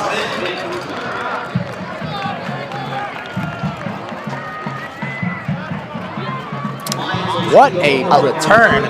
We've seen our fair share of huge special teams plays throughout this one. There was the block punt, huge returns, missed extra points, all of it.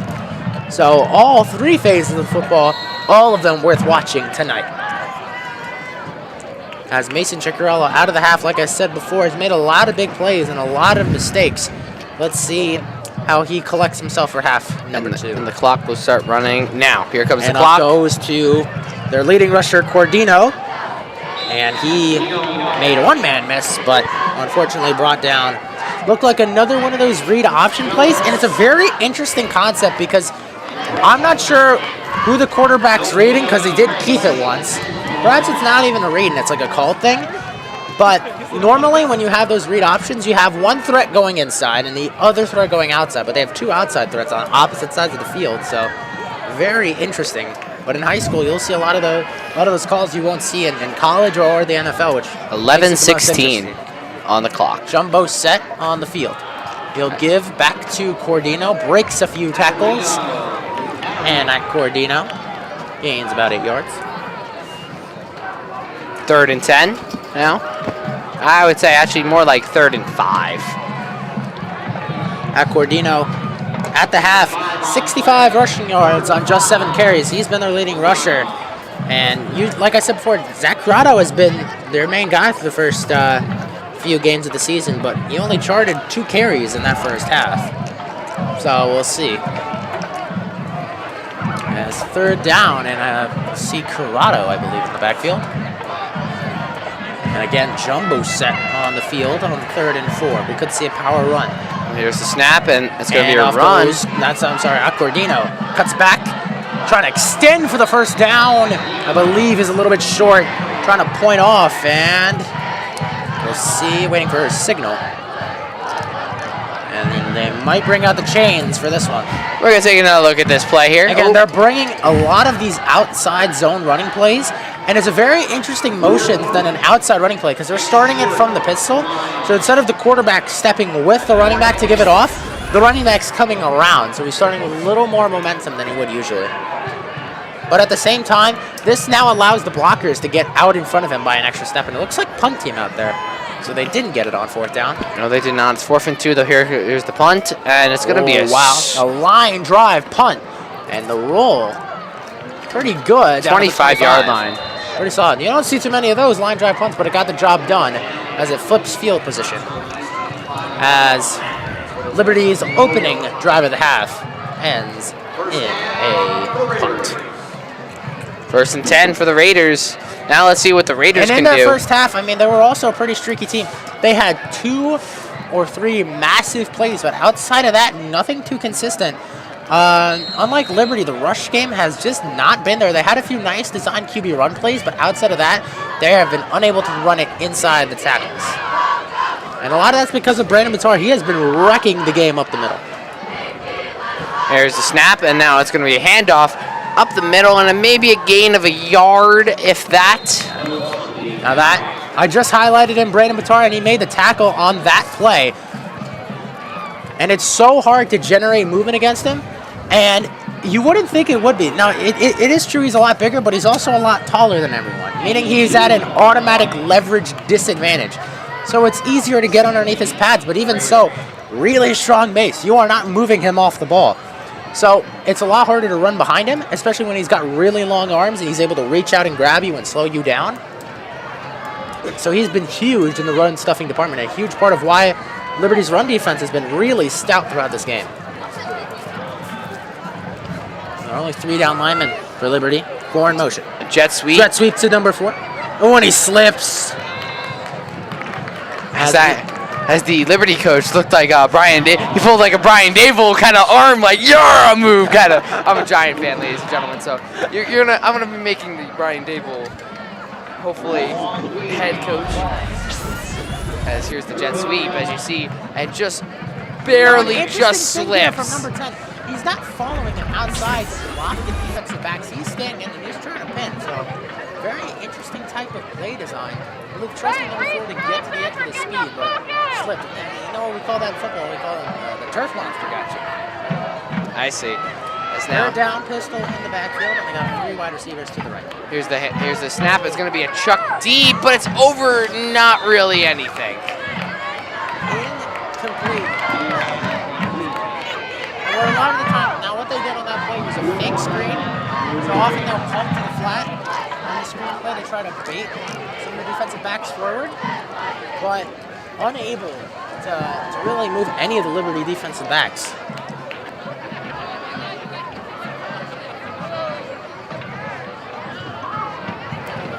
$7:55 remaining left to go. And punt formation on. Here comes the punt formation for Toms River East. Toms River is going to punt it away now. Look, some rotation from the special teams unit. Oh, nearly blocked. Fair catch. That is a. Wait, that's a fair catch. How can he? He wait, signaled fair catch. the ball should be Down. at the 47-yard line. Roughly. Do we have a replay of the? So it looked like he almost blocked waved off the ball, Yeah. went for a fair catch to stop the ball where he caught it, but there was no whistle. And now the referees in the middle of the field are discussing the play. If we have a replay of the almost getting blocked, I'd like to see that. Here we go. I want to take another look at this. Slow it down like right now. Let's see how close he was. That's not the block. I said the block. That's not the block. Steve giving the business to our replay crew. Keith.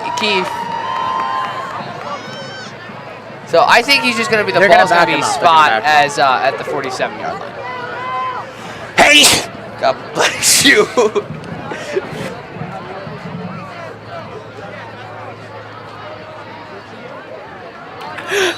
Alrighty, and the ball's going to be placed at the 47-yard I apologize line. for that. I forgot to mute my microphone. 1st and 10, Liberty ball. 2 tight ends in the game. And off goes. That is Aquadina. And unable to generate movement. Sorry, that was Corrado. Picking out his 3rd carry of the game. Right now, that wasn't even a zone. They were trying to just run that right up the gut with that play. And what they're trying to do is just try to get just easy yards. 3, 4, maybe 5 yards on first down, because that's, those consistent gains just get a few first downs. The defense has been stout, outside of a few big gains given up, but they just need to stay ahead of the chains. That's the name of the game. Be a run up the middle, and it's not going to be much. But there is a flag, though. I want to say holding. I'm going to say holding. We'll see.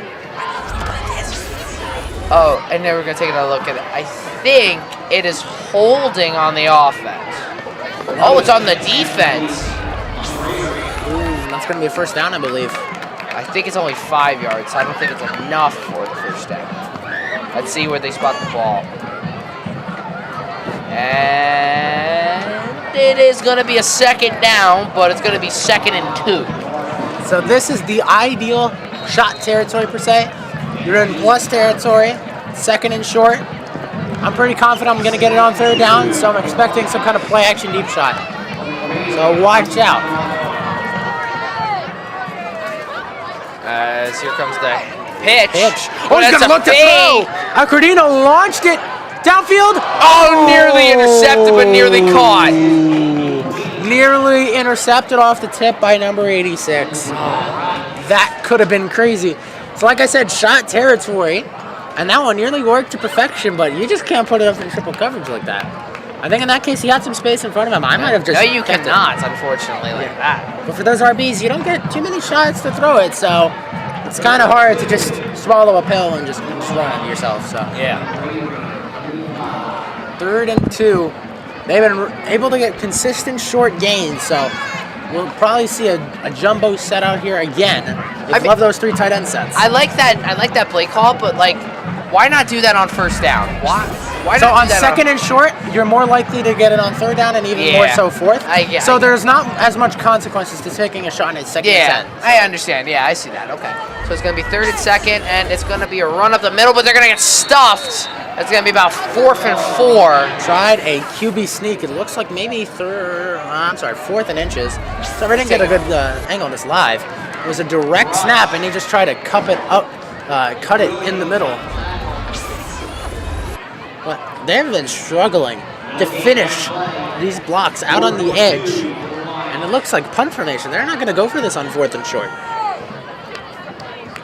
We could see a fake punt. We have seen them do it before. Against Jackson Memorial, they did fake a punt. It was a direct snap to Zach Corrado. Didn't work, but I wouldn't be surprised if we saw it again. And punt up, away, and it looks good. As they're going to try to stop Got the backspin on it. That is beautiful. Down inside the 10-yard line. 8 yard. That would be pinned at the 8-yard line. Jackson's got to pull some defense out of here. Like what they have been doing that first drive, but they got to make sure they cannot let this opportunity go away. So right now, it's been a really good defensive showdown. It's all about who blinks first, who's going to make a mistake, and who's going to capitalize on the said mistakes. As Bobby Fischer once said in chess, I'm about to use a chess quote in football. Don't judge me, guys. Not a sport. Whoever the person that loses in a match is the person that makes the last mistake. Right. And that's kind of universal for almost every sport. So you don't want to be the team that makes. You could make a mistake, but you don't want to be the team that makes the last mistake.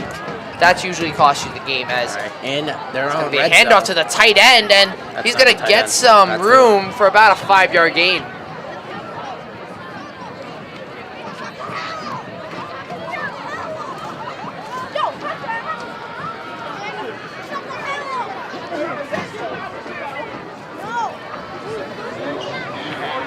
Please. I'm sorry. All right. Short gain on that. It's going to be 2nd down and about medium. 2nd about medium. 5:17 remaining left in this second half of play. A lot of running the football. Not too many incompletions. The clock has been running. Official timeout, I want to say. We'll see. No Players timeout. still out there. Just getting a quick second. Oh, it's like a 2nd and 4 actually.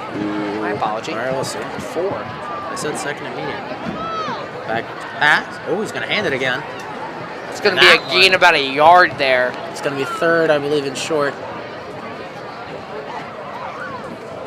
They've loved these run plays out of the pistol formation because it's a great setup for the play action game. Since the quarterback already looks like he's ready to run, the defenses are, and they've called a lot of that too. The linebackers are a little bit more hesitant. They're not so ready to commit to that inside run because the quarterback might just pull it and then look to throw. 3rd. 3rd and 4. 3rd and 2. We could see QB sneak. Now, I would like to go back to Liberty's play call on this play. They try to QB play out of shotgun. You don't see that too often. I wouldn't be surprised here if Tom's River tries something not like a run play, and it's going to be tackled for a loss, and that's going to be like 4th and I would say about 7. Not too much aggressiveness in the play calling. Outside of that one-trick play from Liberty, they've been looking to run. They're actually trying to get easy gains and move the chains because the passing game for both teams has been equally inconsistent. So when you're trying to get ahead of the chains, you're almost scared to throw the football. But at the same time, if they're stuffing every single run play, you're kind of forcing your hand at this point. There's so the wonderful I wouldn't be drone shot. surprised if we're going to see some shots from either side here. Here's the punt. kick. Oh, wow. That's sky high for you, and he's waving it off. I'm going to touch it. Bounces back. Ooh. I thought that hit the Liberty player first for a second. I was like, oh. Every Liberty player was just watching for the football, make sure you don't get hurt. As Liberty's offense back on the field.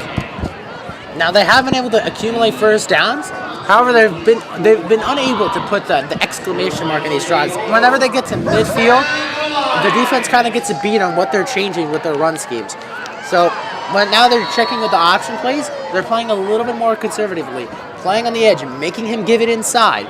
So we'll see what they change. I wouldn't be surprised if they're putting like 7 or 8 guys in the box. I wouldn't be surprised if they take a shot off of play action here. It's going to be a run up the middle and a gain of about 1. Another run for Accordino. It is his 10th carry of the game. And still, like I said before, they've been playing it really, really well with these running plays because they've been defending the edges really well. They can't bounce it to the outside. And at the same time, they're just like, there's not many lanes to run through up the middle. So the running back every single time is looking through his option. It's just like, well, I got to put my head down, run, and get whatever I can. Now it's 2nd and 9.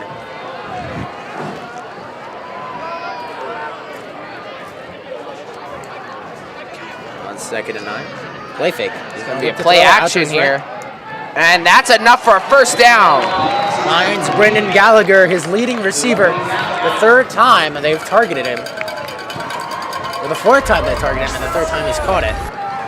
And like I said before, get ready for these play action plays. You're going to hit it early and often.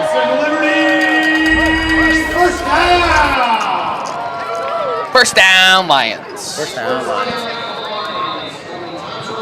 When we got whistles. Timeout, I believe so.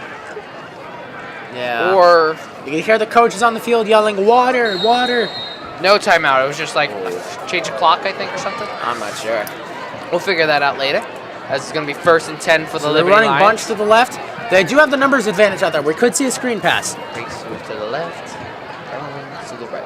As it's going to be kept by the quarterback, and the quarterback jukes him out, spin move, and he's going to be carried by Brendan Gallagher for another 2 yards. Very interesting play call. When you have the bunch to the outside, it's really hard for those guys to hit their blocks if they're that far away from the line of scrimmage. So you're getting no help from those guys. But that was more of a traditional read option play. You had the running back going inside. You're reading the play side defensive end. He crashes inside. You keep it yourself. If he stays home, give it inside. It's a very interesting design based on the formation. What I do is I'd run it to the opposite side of the bunch. I'd run that to the opposite side. Have the outside threat opposite the bunch. That's where we'll see the 3 tight end set. As I hear the crowd. I don't know what the crowd is not happy on the Liberty side about something. About 7 or 8 yards.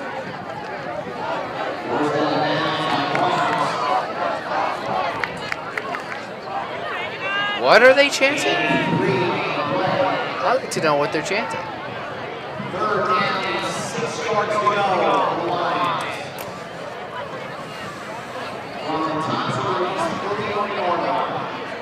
As Jackson needs to score here. 3rd and short. Pitch. It's the outside. Trying to get some room. Back Nothing there. inside. Cuts back. Still going. Oh, and he's short. And now that one brings up an interesting decision. 4th and short. Let's see what they do. They've tried so what they've tried to do is try to give him options outside, but they're just unable to get to the edge because they only have one guy out there. Now, a lot of times when these pin and pull plays, it's completely empty on that side, and you're getting 2 pullers out there because now they're coming with a bit of leverage. Now it's going to be. But now he's 4th forced to and cut back 6. because he's losing that edge immediately. They're going to be going for. I don't really think they're going to go for it. I think they're going to run out the clock, try to maybe jump him off sides. Potentially, we could see some. If they like the look, they are probably going to go for it. But now a tight bunch to the left as he's back to pass. To his left, he's looking. Pass is caught. Got it! Number 10, turning up the field. Got a first down. For the Jackson Liberty first down. Incredible. So that was a variation of a levelist play call. Now, usually they're running to the opposite side of the bunch, so those guys get more velocity going across to the other side of the field. But this time he's running into the short side, so they get to turn to the weaker side of the defense, where there's less field. So normally that's a tougher throw. But if the quarterback is able to find someone short and get them some rack yards, it is a big hitter. Bam, bam, bam. You gotta get along with the band. As you see the cheerleaders dancing on the track with our wonderful drone shot managed by Mr. Noble and Mr. Keith Flores today.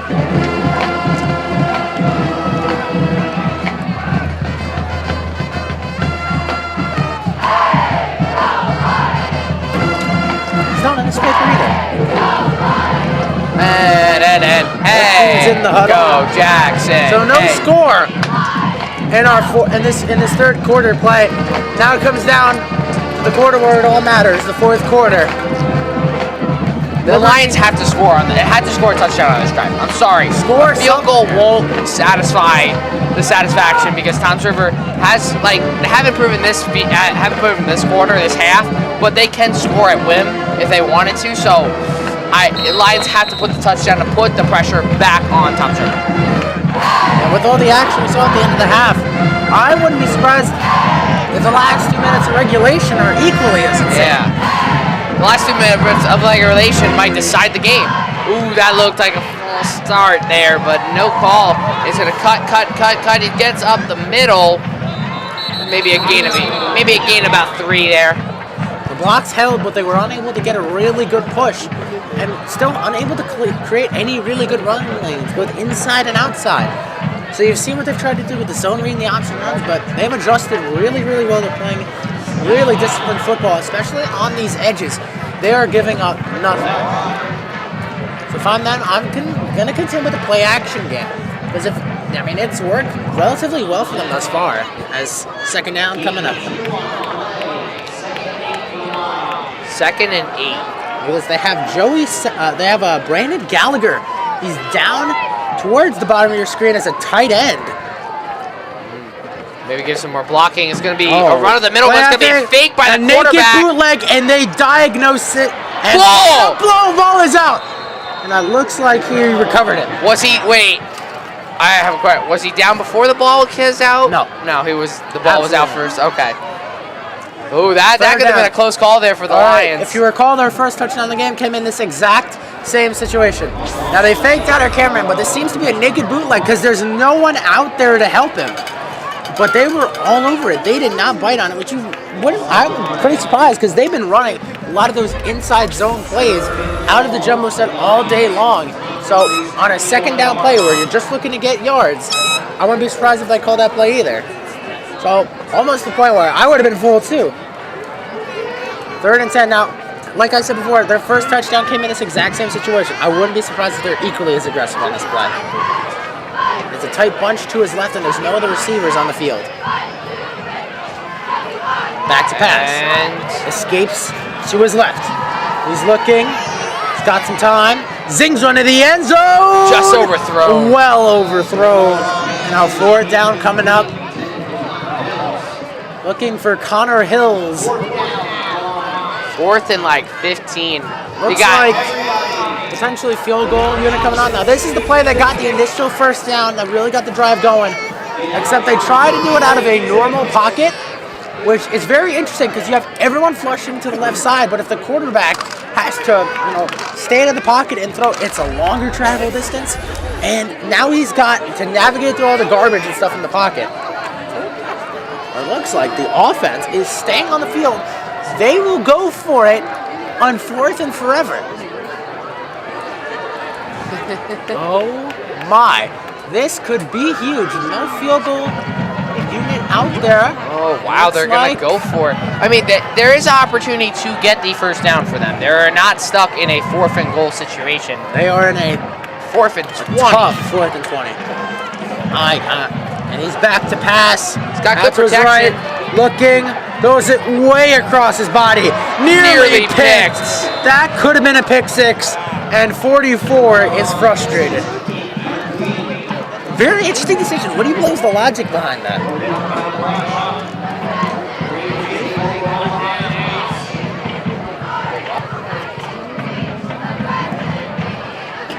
Well, as you see, like if we get a replay, okay, here's the replay. I'll also explain my decision in the replay. As you see, he's getting pressure. He's getting pressured on the side, so he just throws it to the only open man he sees, and just to get it.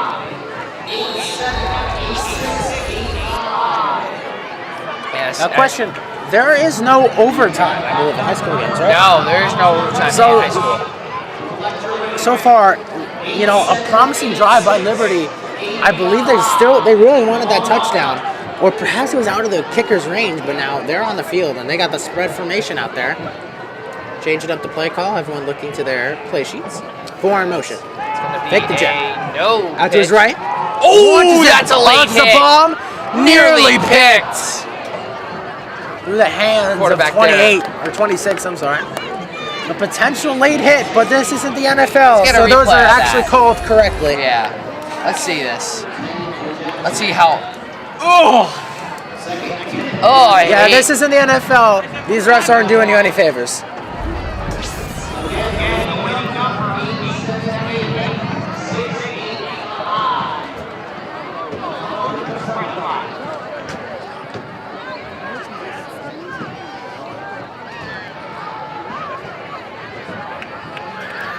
As Noble on the drone shot, he's throwing some kids off.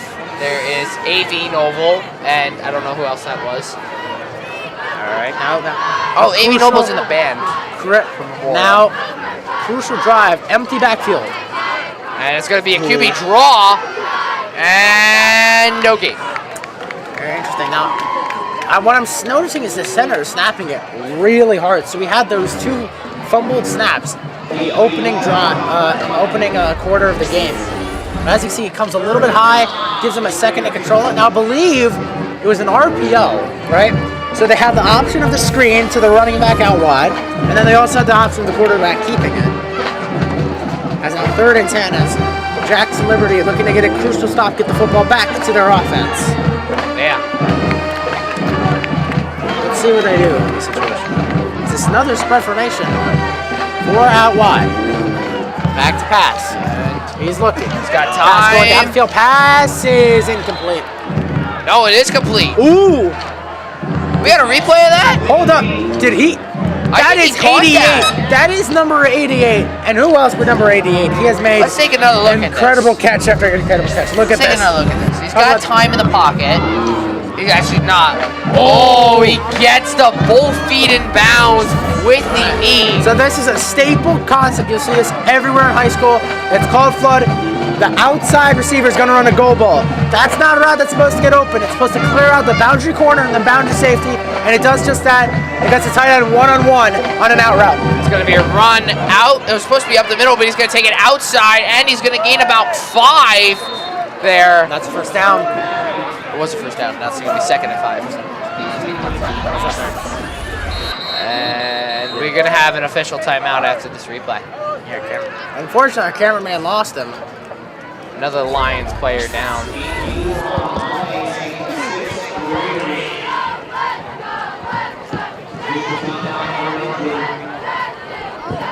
Another injury, the 3rd injury timeout of the game. As it's been a long game, a grueling game. A lot of running plays, a lot of punts, a lot of changes of possession, and it is taking its toll on the players. Yeah. already out there giving his teammates some water, checking on his buddy. 8:09 remaining left in this game, I should really say. In regulation, I should definitely say. A lot of it. Now there's been a lot less penalties, but a lot of these teams, I'm surprised, they're playing it pretty conservatively in this situation. And it's very interesting because both of them are still making a very big effort. As he gets he's up, back walking back off. to his feet, that's good, okay. As he's making his way back to his sideline, but like I said before, they're just trying to get ahead of the sticks with easy run plays, but it has not worked out for them. And you'd expect them to change up the play calls, go more pass happy, but they're still sticking with the rush attack for the most part. They've had a few big plays, but now this could be the drive of the game as they are nearly into plus territory. As now the quarterback under center here for Toms River East. He's going to have a motion guy, and he's going to fake the jet sweep. Going to hand it off to the running back, and the running back's going to break outside enough for a first down. All right, that is a concept you'll see it a million times. If you watch Sean McVay, he will call a million of those a game because he loves getting, the linebackers really testing their eye discipline. You get the wide receiver going one way, you get the running back going the other way. You freeze the linebacker for an extra half a second. And that's the difference between a 5-yard gain and a 10-yard gain. Yeah. Just that half a second or a difference. negative 5 yard. Exactly. Loss. So even if they don't completely commit or they don't believe it's a jet sweep, just getting that little bit of hesitation is really important.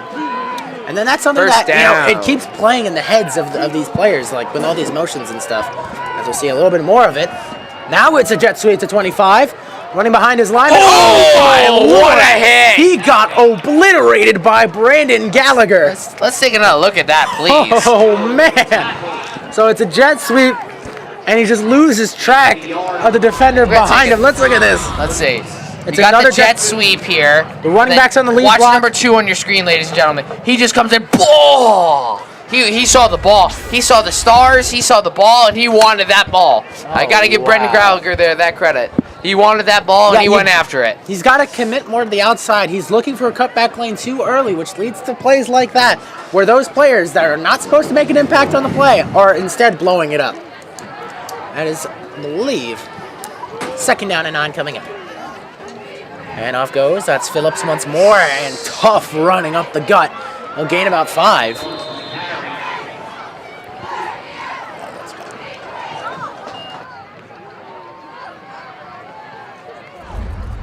As we're taking another look here, it's basically handoff up the middle for about a 4-yard gain, I want to say, 4 or 5 yard gain. In these situations, they know they're not going to get any easy running lanes, so they're just saying, put your head down, get whatever you can, let's get ready for 3rd down. Here we go, 3rd down. We said it before, money downs. It's 3rd and medium. I'm expecting a pass. Let's see what Liberty does. They got only 3 down linemen, and they might bring 2 more on a blitz. And it's a give. Phillips, 1st down and more. Still going, and he's carrying defenders. Number 4 got carried. Ryan Kinsman, senior quarterback and defensive back, got carried for about 5 yards on that play. I would love to see that replay. If we got a replay, I'd definitely love to see that too. Here we go. Here comes the replay. Look at some really tough running. Again, it's another one. They fake the zone. They fake the outside, give to the receiver, and they give it inside. God Freezes damn. the linebackers Look for at the him. extra second. And he is just going. As Mr. Noble As they walks say it through our before, booth, he the gave old us a adage, high five. he just wanted it more.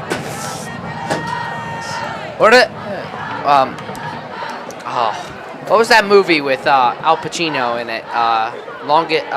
Game of Inches? Life. Oh, it's intercepted! What a pick by 14. They're going to review it. They might call it incomplete.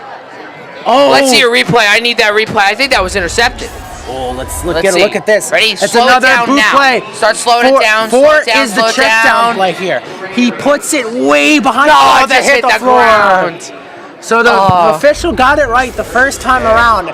But that was a dangerous pass. You gotta you can't put it behind your guy like that. But it's so hard to throw on the run. It's a lot harder than it looks. Especially when you're going to your non-dominant side and you have to open up your body the other way. It's like unnatural. And now 2nd down and 10 coming up. It's been Not everyone. It's going to be I would watch second and 10. I would watch 88. He's towards the top of your screen. Going to be a handoff up the center. And a gain about... Ooh, and they're saying down. a little bit late. Clock continues to run at 4:50 left That's to another go. one of those plays. We're just saying they're playing the clock right now. They are playing the clock really, really well. They're going to just give it. They're going to score, get a field goal, and they're going to say, Liberty, you got one more drive. It's all on the line. Beat us. Ideally, they would run out the entire clock, but just considering the way that, considering the complexion of things, Liberty's going to have at least one chance with like a minute and change. The movie I was talking about was Any Given Sunday. Oh, how do you forget Any Given Sunday? I was saying, what's the movie from... And you're the movie reference guy. I had the movie... No, I was saying, what's the movie that Al Pacino said that life is just a game of inches, so that's what I was saying. All right. Motion. Fakes the jet sweep. Looks and throws across the middle. Passes. Oh, through the hands of 88. Could have been a touchdown. That is his first and only drop of the game, and they have gone to him over and over again. Now, I have a question for you. After this replay, I'll ask you my question. It's a jet sweep, no jet sweep. It's going to be thrown to the tight end. The tight end just missed it. Do they go for it here, or do they punt it away or try the field goal? Looks like punt team on, I believe. But in this situation, with the way your defense has been playing, I'm trusting them to give me another shot at this one. But again, it's a lot of modern day like motion concepts, just trying to confuse the linebackers, freeze them for an extra second. So we'll see. Punt handled well. It is away. Ooh, that's one. And towards the sideline. What a roll! Picture perfect. Wait, he's in the end zone. No, that's one. He's in the end zone. That's a touchback. Oh no! Number 25 with a crucial mistake. Wait, let's get a replay of that. I think he was... Hang on. Let's see this. We need to see the replay. Here it comes. Ready? Slow it down a little bit. That is a perfect bounce. That is a perfect bounce. Roll. Let's see. Roll. Yeah, he's in. His knee is on the line. No. That is a touchback. So, in those situations, it's not just the ball that crosses over. It has to be your entire we got the body soccer. has to stay out. Ole.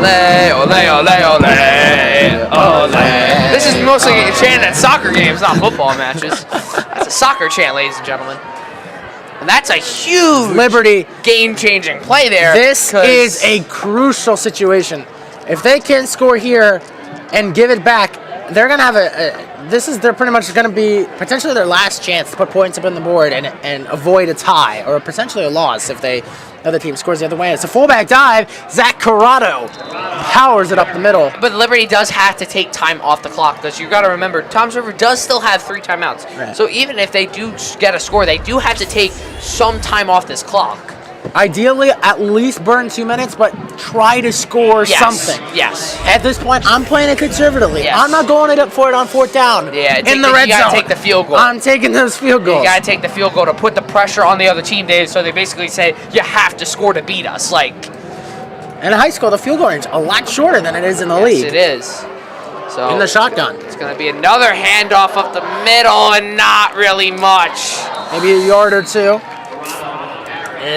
See, this is what I don't like about Liberty's offense a little bit. They start stalling towards the 4th quarter with a lot of run plays, and the defenses get used to it. Look, the defense are basically we dare you to beat us with your arm. You're not beating us with the run. So and now they're just burning clock, and it's 3rd down, and they haven't gained as many yards. Now, I believe the reason Liberty loves to pound the rock so much is because of situations like this in the 4th quarter, and that's why they rotate running backs in and out. The defense is now tired. They're forced to sub guys in and out while they are remaining fresh in the backfield. So far, nothing has popped for them in the running games. They got to try to get something in the passing game. At least maybe a couple passes over the air. Ooh, and they're stopping it. Time Whistles. out. Lions. All right, they're going to go over this one as they prepare for 3rd down and 8. Water boys on the field.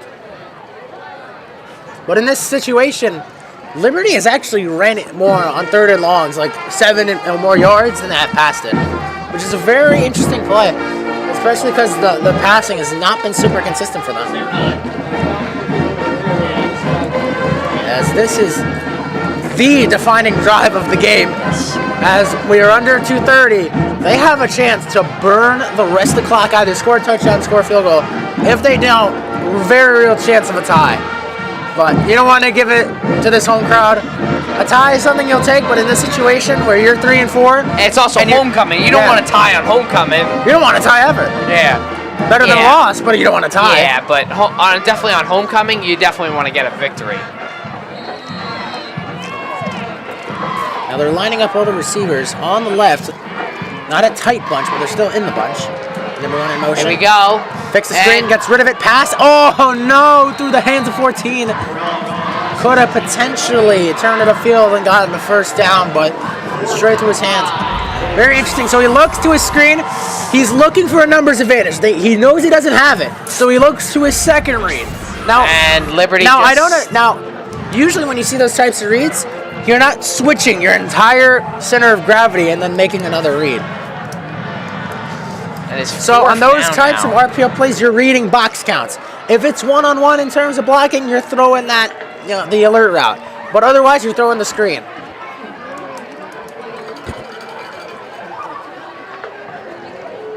Punt, handle, up in the air. That's got some mileage on it. Hits at the 45, bounces inside the 40, still rolling. Trying to give it some extra distance. Down inside the 40.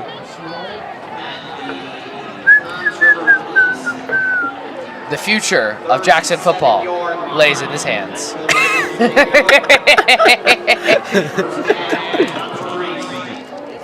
All right.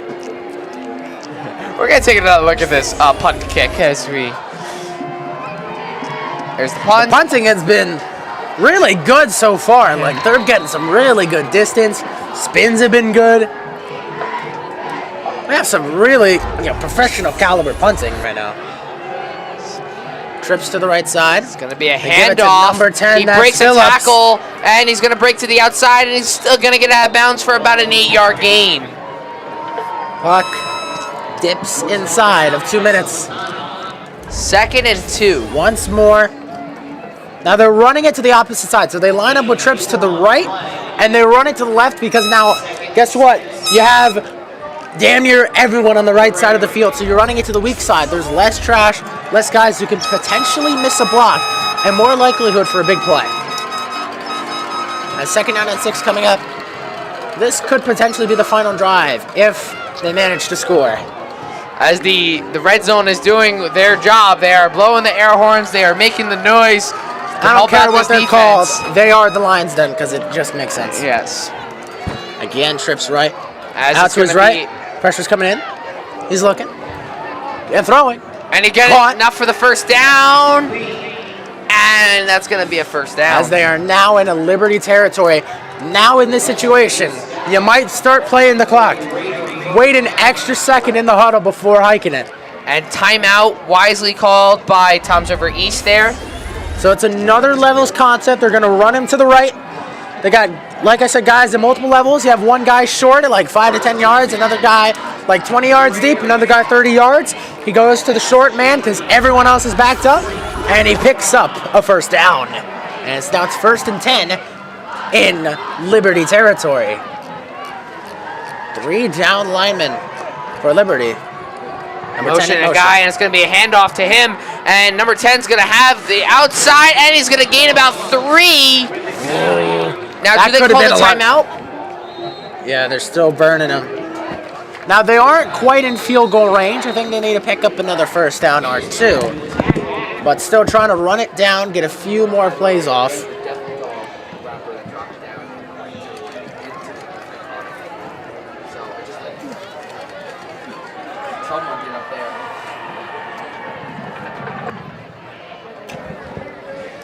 As this Liberty defense looking to the sidelines, hands on hips, they're sounding pretty gassed.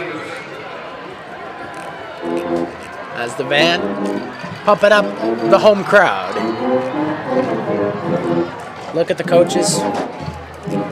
Timeout again by Toms River. Toms River, I mean, it makes sense to use these timeouts, but I would definitely save this last timeout for Save at the least field one. goal, for the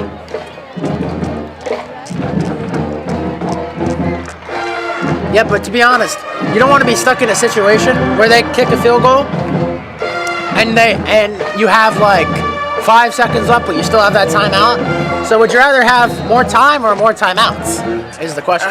More time, but the timeout would come in handy for the field goal kick if you need to get the game-winning field goal. It's going to be a rollout to the left.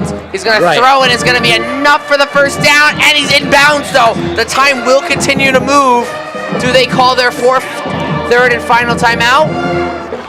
This is the exact same play. Levels concept. Number 10's the extra blocker. Gets a nice crackback block on Brandon Gallagher. Hits the short man. And Third the name down. don't fix it. Clock third is and running one. Clock is inside running. of 40. I'm expecting a shot to the end zone on this play. Look, everyone from Liberty is almost up to the line of scrimmage. He's gonna bounce Hey, it they just outside. got to get him out of bounds, and he gets enough for the first down. About 30 seconds remaining. At this point, get in the field goal range. In between the 20 and the 10, before you start running it out, run it down to a few seconds, call a timeout, and pray your kicker hits a field goal. Yeah. I think that's the best chance they got. Here it is. This is the play. They're gonna do one pass play over the middle, right? You probably do one pass play to try to get another 10 yards. Put your kicker, basically give the kicker a 30-yard field goal. Call the timeout to get the game-winning field goal. I think that's what's gonna happen here. We'll see. I wouldn't be surprised if they take a shot or two to the end zone just to keep them Yes. off the running game. Yes, they do have a timeout, but with 30 seconds left, they do have enough time that they can take 1 or 2 shots at the end zone. I think just try and call a safe pass if you're gonna go for a pass. Oh God! Pass. Nobody home. Nobody home there. This time stops at 26 seconds. Only wasted 46 seconds on that play. Second down. It's a very different type play action call. They're trying to get number 4 in the flats, but the line, all of them get beat at the same time. So he's just forced to get rid of it. And number 5 is trying to call for Should be intentional about- grounding. What would this be about? Like a 44-yard kick? So you take You're your on yard the- line and you add 15 because of the end zone. Yeah. So if you're at the 37, 45. We're on the 30. so you want to get We're on the maybe another 30. first down or 2. Yeah, you're gonna need a first down. You're gonna want to get to the 20 to give your kicker basically a 35-yard kick. Second down. Coming up. Second and 10. Second and 10. Do it again. Let's go. Fake the jab. Ease pressure. Out to his right. Heaves it. Oh, nearly picked! Off the hands of Ryan Kinsman, and he knows he should have had that one. That Third down. If they don't get another possession in this game, this is the play you look back to and say, what could happen? Oh, that was in his hands! And the thing is, normally when you see dropped interceptions like that, it's because both of them go for it at the same time. It was that in his didn't hands. happen. He probably called it in the air and said, I got it, was. and he didn't get it. So clear frustration, but they have to gear up now for third down. What? Now they aren't quite in field goal range. I'd say from this range, 42 yards or something like that is a little bit too far out there. One of the camera operators get Kyle on camera who wants to get here. Thank you. Spread out the defense. We might see another. I'd expect to see perhaps another play. Ooh, whistles. Timeout. Jackson. Interesting. So that's their second. They have one more. It I is think this is the third right down. situation. Third and 10. I believe this is the right situation. This is the play of the game. If they get another first down, they're essentially in field goal range, and they can ice it. But if you get the stop here, you have a chance to potentially go for the win or at least settle for a tie.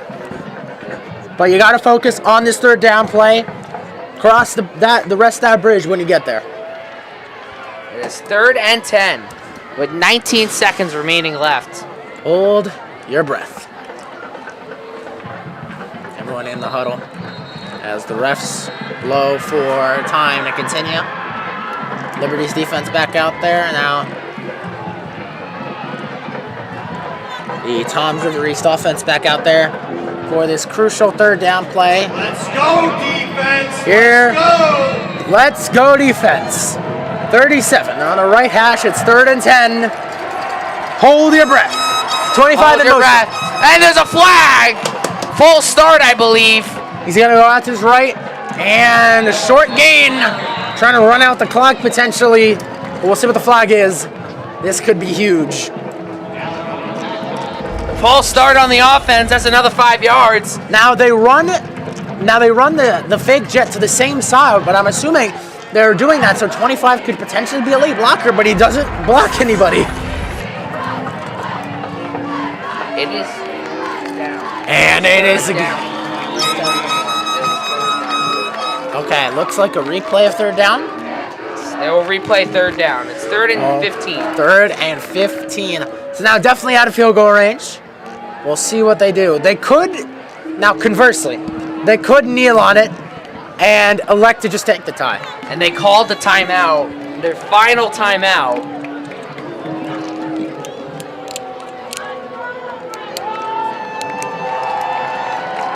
The Liberty crowd, loud as ever. The players on the sidelines pumping for it. Where's Ethan? And we are stoked up here in the booth. I don't know where Ethan was. That's Ethan. The passion in this, oh, that was the energy in the stadium is palpable. Here we go. I'm really excited. This is the first non-blowout I've commentated in my career. Thank you. Here we go. As the Liberty Lions players are saying, get the Lion Den That pumped red up. zone is going crazy. The sideline is at a standstill. Number 30 is going crazy. He's like, I can't hear you. And I'm going crazy. I don't know if my voice is going to last through the entirety of this game.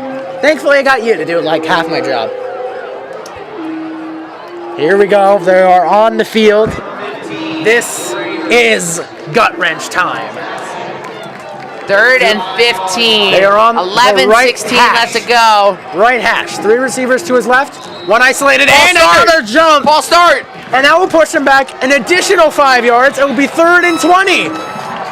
Oh, and they're definitely out of field goal range now. Yep. But we have seen crazier plays happen. This could just be a Hail Mary where they try to take as much time off as And they have possible. no timeouts left too, so they have to. They basically have to score in this play, or unless they had to get. They're gonna have to get like 20 yards and dip out of bounds, basically. Oh, wow. This could be huge. I don't think they have the time with this distance. When you're having to travel 20 Timeout, yards. Jackson? Maybe. I think they're going to just put a stop to the timeout. game. I think it's official timeout. I want to say. Wait a second. I need some water. I'm dying over here. Oh, my gosh. Oh, the hooting and hollering. As the Lions crowd up on their feet. The Toms River East sideline at a standstill. They're just resetting the clock back to 11 seconds, I believe. As now, this is it. The third play.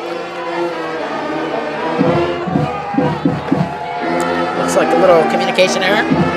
They're not going to break the huddle.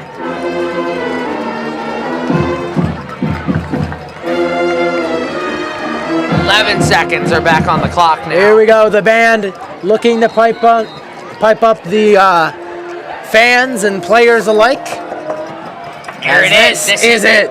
This could be the final play of this game. 3rd and 20. 3rd and 20. I would pay attention to 88 at the top of your screen.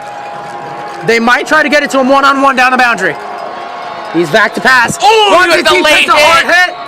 Intercepted. It doesn't matter. It's a late hit. Oh, It's no. a late hit. Oh, false start. Another false start. Can we catch a break? Decline it. Decline it. Decline the penalty. I don't think they can. No, it's a false start. The So play's that dead. means the play's dead. The play's dead. No. So Liberty, in that case, I mean, if I'm him, I'm probably just kneeling on that. Now you taking another shot. I'm taking another shot. At 3rd and 25, I'll take the shot. I mean, in this case, I believe the clock should get reset. I think so. But Clock like- will be reset back up to 11 seconds, I believe. as now, they were at the 37. They are now at the 50.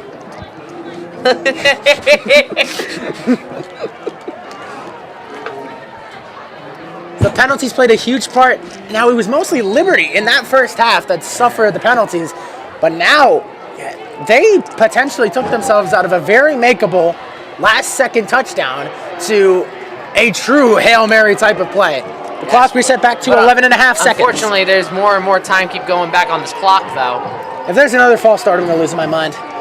And They're just running out the clock, and that's that. We might get a timeout. Timeout? No, there's no timeouts left. Liberty only has one. And they're not going to burn a timeout. And clock will expire. And that will end regulation. Do we go to overtime? I don't know. Looks like everyone just high-fiving each other on the sidelines.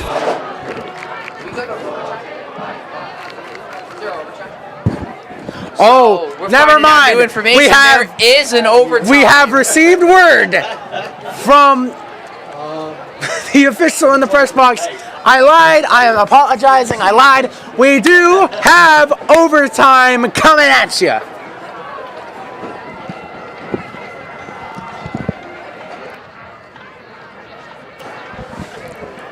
How many timeouts do you get? 2. When the timeouts get reset? I swore I don't know. What is it? Timeout. One each? Yeah, one each. As both teams will get one timeout going in this to overtime. There's overtime. There is overtime. All right, so I just pulled up the official New Jersey football overtime rules. I have them right in front of me. Now, they are quite different from the NFL. It is not sudden death. And I'm going to take a look at this. The procedure: when the score is tied at the end of the fourth quarter, the referee will instruct both teams to return to their sidelines. There will be a 3-minute intermission during which both teams may confer with their coaches. All game officials will assemble at the 50-yard line, which they have right now, review the overtime procedure, and discuss how penalties, if any, include carryover penalties from regulation contests will be assessed. To start overtime procedure, at the end of the intermission, the linesman will go to the team on the side of the field where the line to gain equipment is located. And the how's the scoring work and all that stuff? That's what I think we really want. All right, timing. There is no need to use the scoreboard time at any point during the overtime procedures. Each team shall be permitted one timeout during each overtime period. Scoring. So now we got the good stuff. The team scoring the greater number of points in the overtime at the end of the overtime period will be declared the winner. The final score shall be determined by totaling all points scored by each team during both regulation time and overtime points. A field goal attempt is permitted during any down subject to standard rules. If the team on offense scores a touchdown, it is entitled to the opportunity for a try unless the points would not affect the outcome of the game or playoff qualifying. If the defensive team scores a safety or a touchdown, they are declared the winner and the game is ended. So if they score, like real overtime rules, if they score a touchdown or safety, it's a game over basically? No.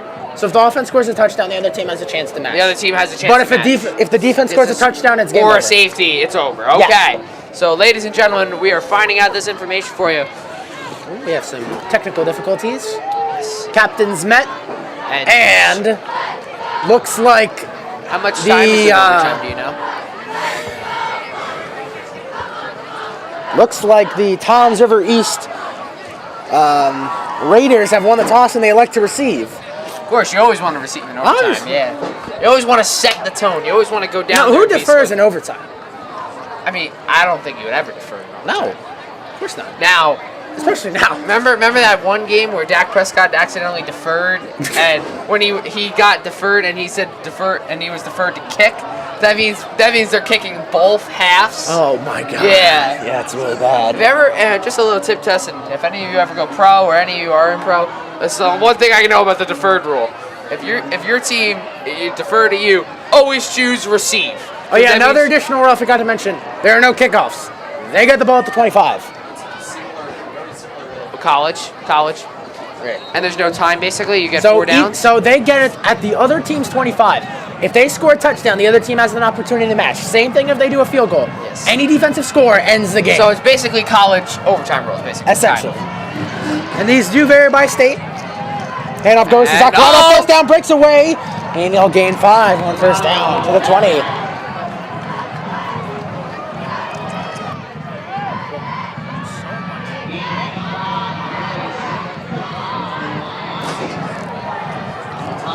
Right, they have loved attacking it up the middle, especially with Zaccarotto.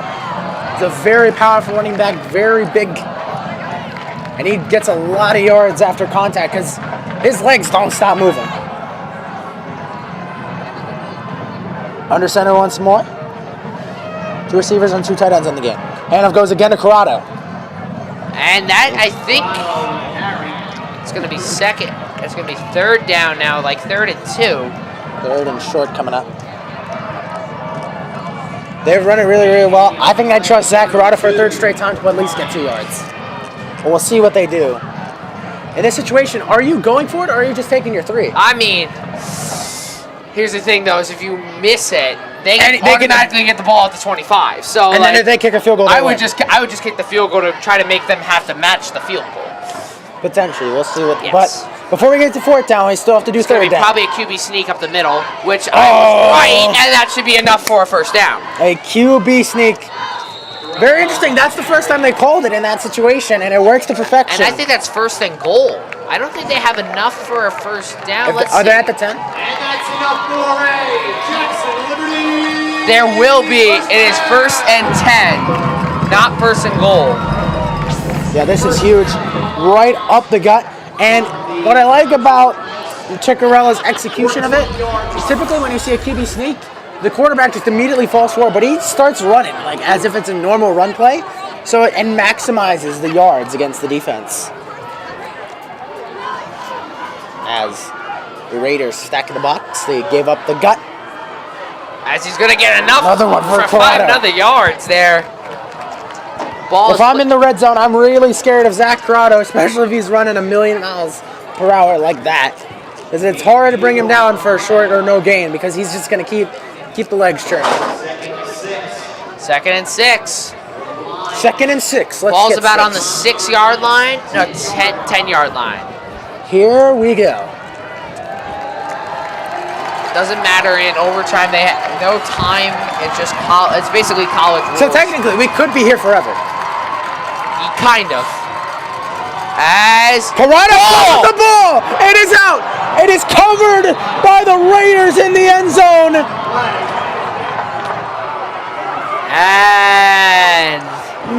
And that is a potentially game-ending mistake. Game-changing. If they score Let's see. anything on the next drive, it's over. And that's hard. He No. popped it 64. I'm not even sure if it was intentional, but he got a hand in there. Corrado just didn't see it. And if you're not ready for those punches, that's when the ball gets ripped out. Oh, that's a great play by the defense. And here's the thing, if it wasn't for that strip, he might have scored Yeah. on that play. Yeah.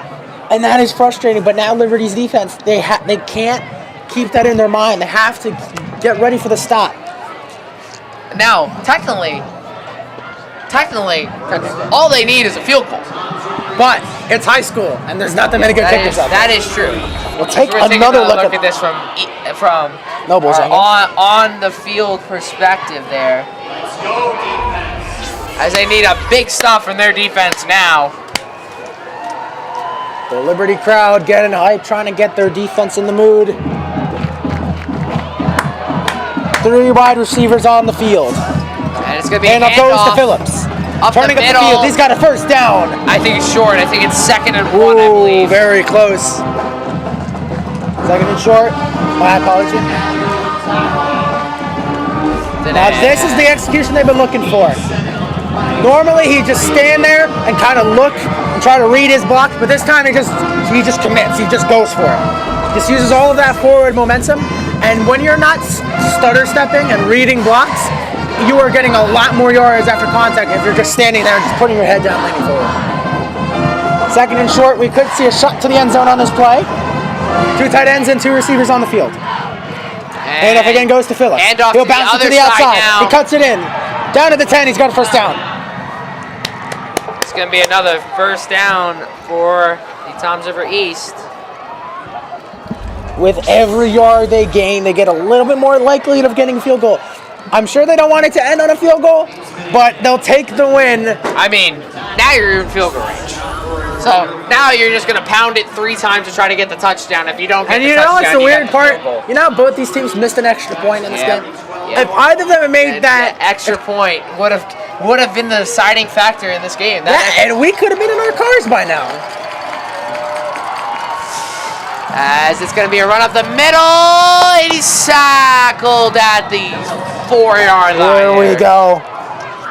This is it. Goal line stop as the crowd has become silent. A lot of frustration on the defense. He's really picked up his stride. Now, before he was stutter stepping, trying to read blocks. Now he's just going. He's going a million miles per hour through the defense.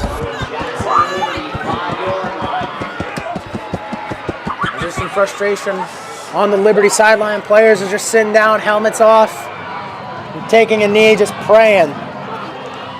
And up goes Phillips again, breaks the tackle. He is into the end zone. Touchdown, Raiders. And that will do it. That will do it, ladies and gentlemen. The game-winning touchdown scored As the fans as they charge ended. the field. And players in the crowd are going crazy. Jackson Liberty, 13. A gut-wrenching overtime loss. They end it 19-13 as the entire sideline of Toms River East converges. They improve to 3-5, but Liberty drops their 3rd consecutive game as they drop to 3-5 as well. A rough loss for these teams. Now, before we end this off, can you name me an MVP perhaps for this game? Brendan Gallagher's got to be up there because he definitely kept the Lions in that game, especially on Absolutely. offense and defense. Also, the Lions defense unfortunately just got a bad rap at that end of the game there. Unfortunately, the Lions offense couldn't put it in. As we're gonna take 2 looks at these replays. As we're gonna take a look at the first replay. Whenever he just started to show us. As the players meet on the sideline, Here's a the first hard-fought play. game. Cuts to the inside, and it's a touchdown that way. As we're going to take another look at the other different angle of this score. Yeah, this is a really good game, hard-fought game between 2 teams, and with a lot of big turning moments. As that will about wrap it up for us up here in the booth. Thank you for joining me, Steve. Thank you for joining me, Mina. And this has been JTV's Game of the Week. I'm Steve Ifantis. And I am still your color commentator, Mina Duke. And have a great night, ladies and gentlemen. Drive home safe. See you at next time on JTV's Game of the Week.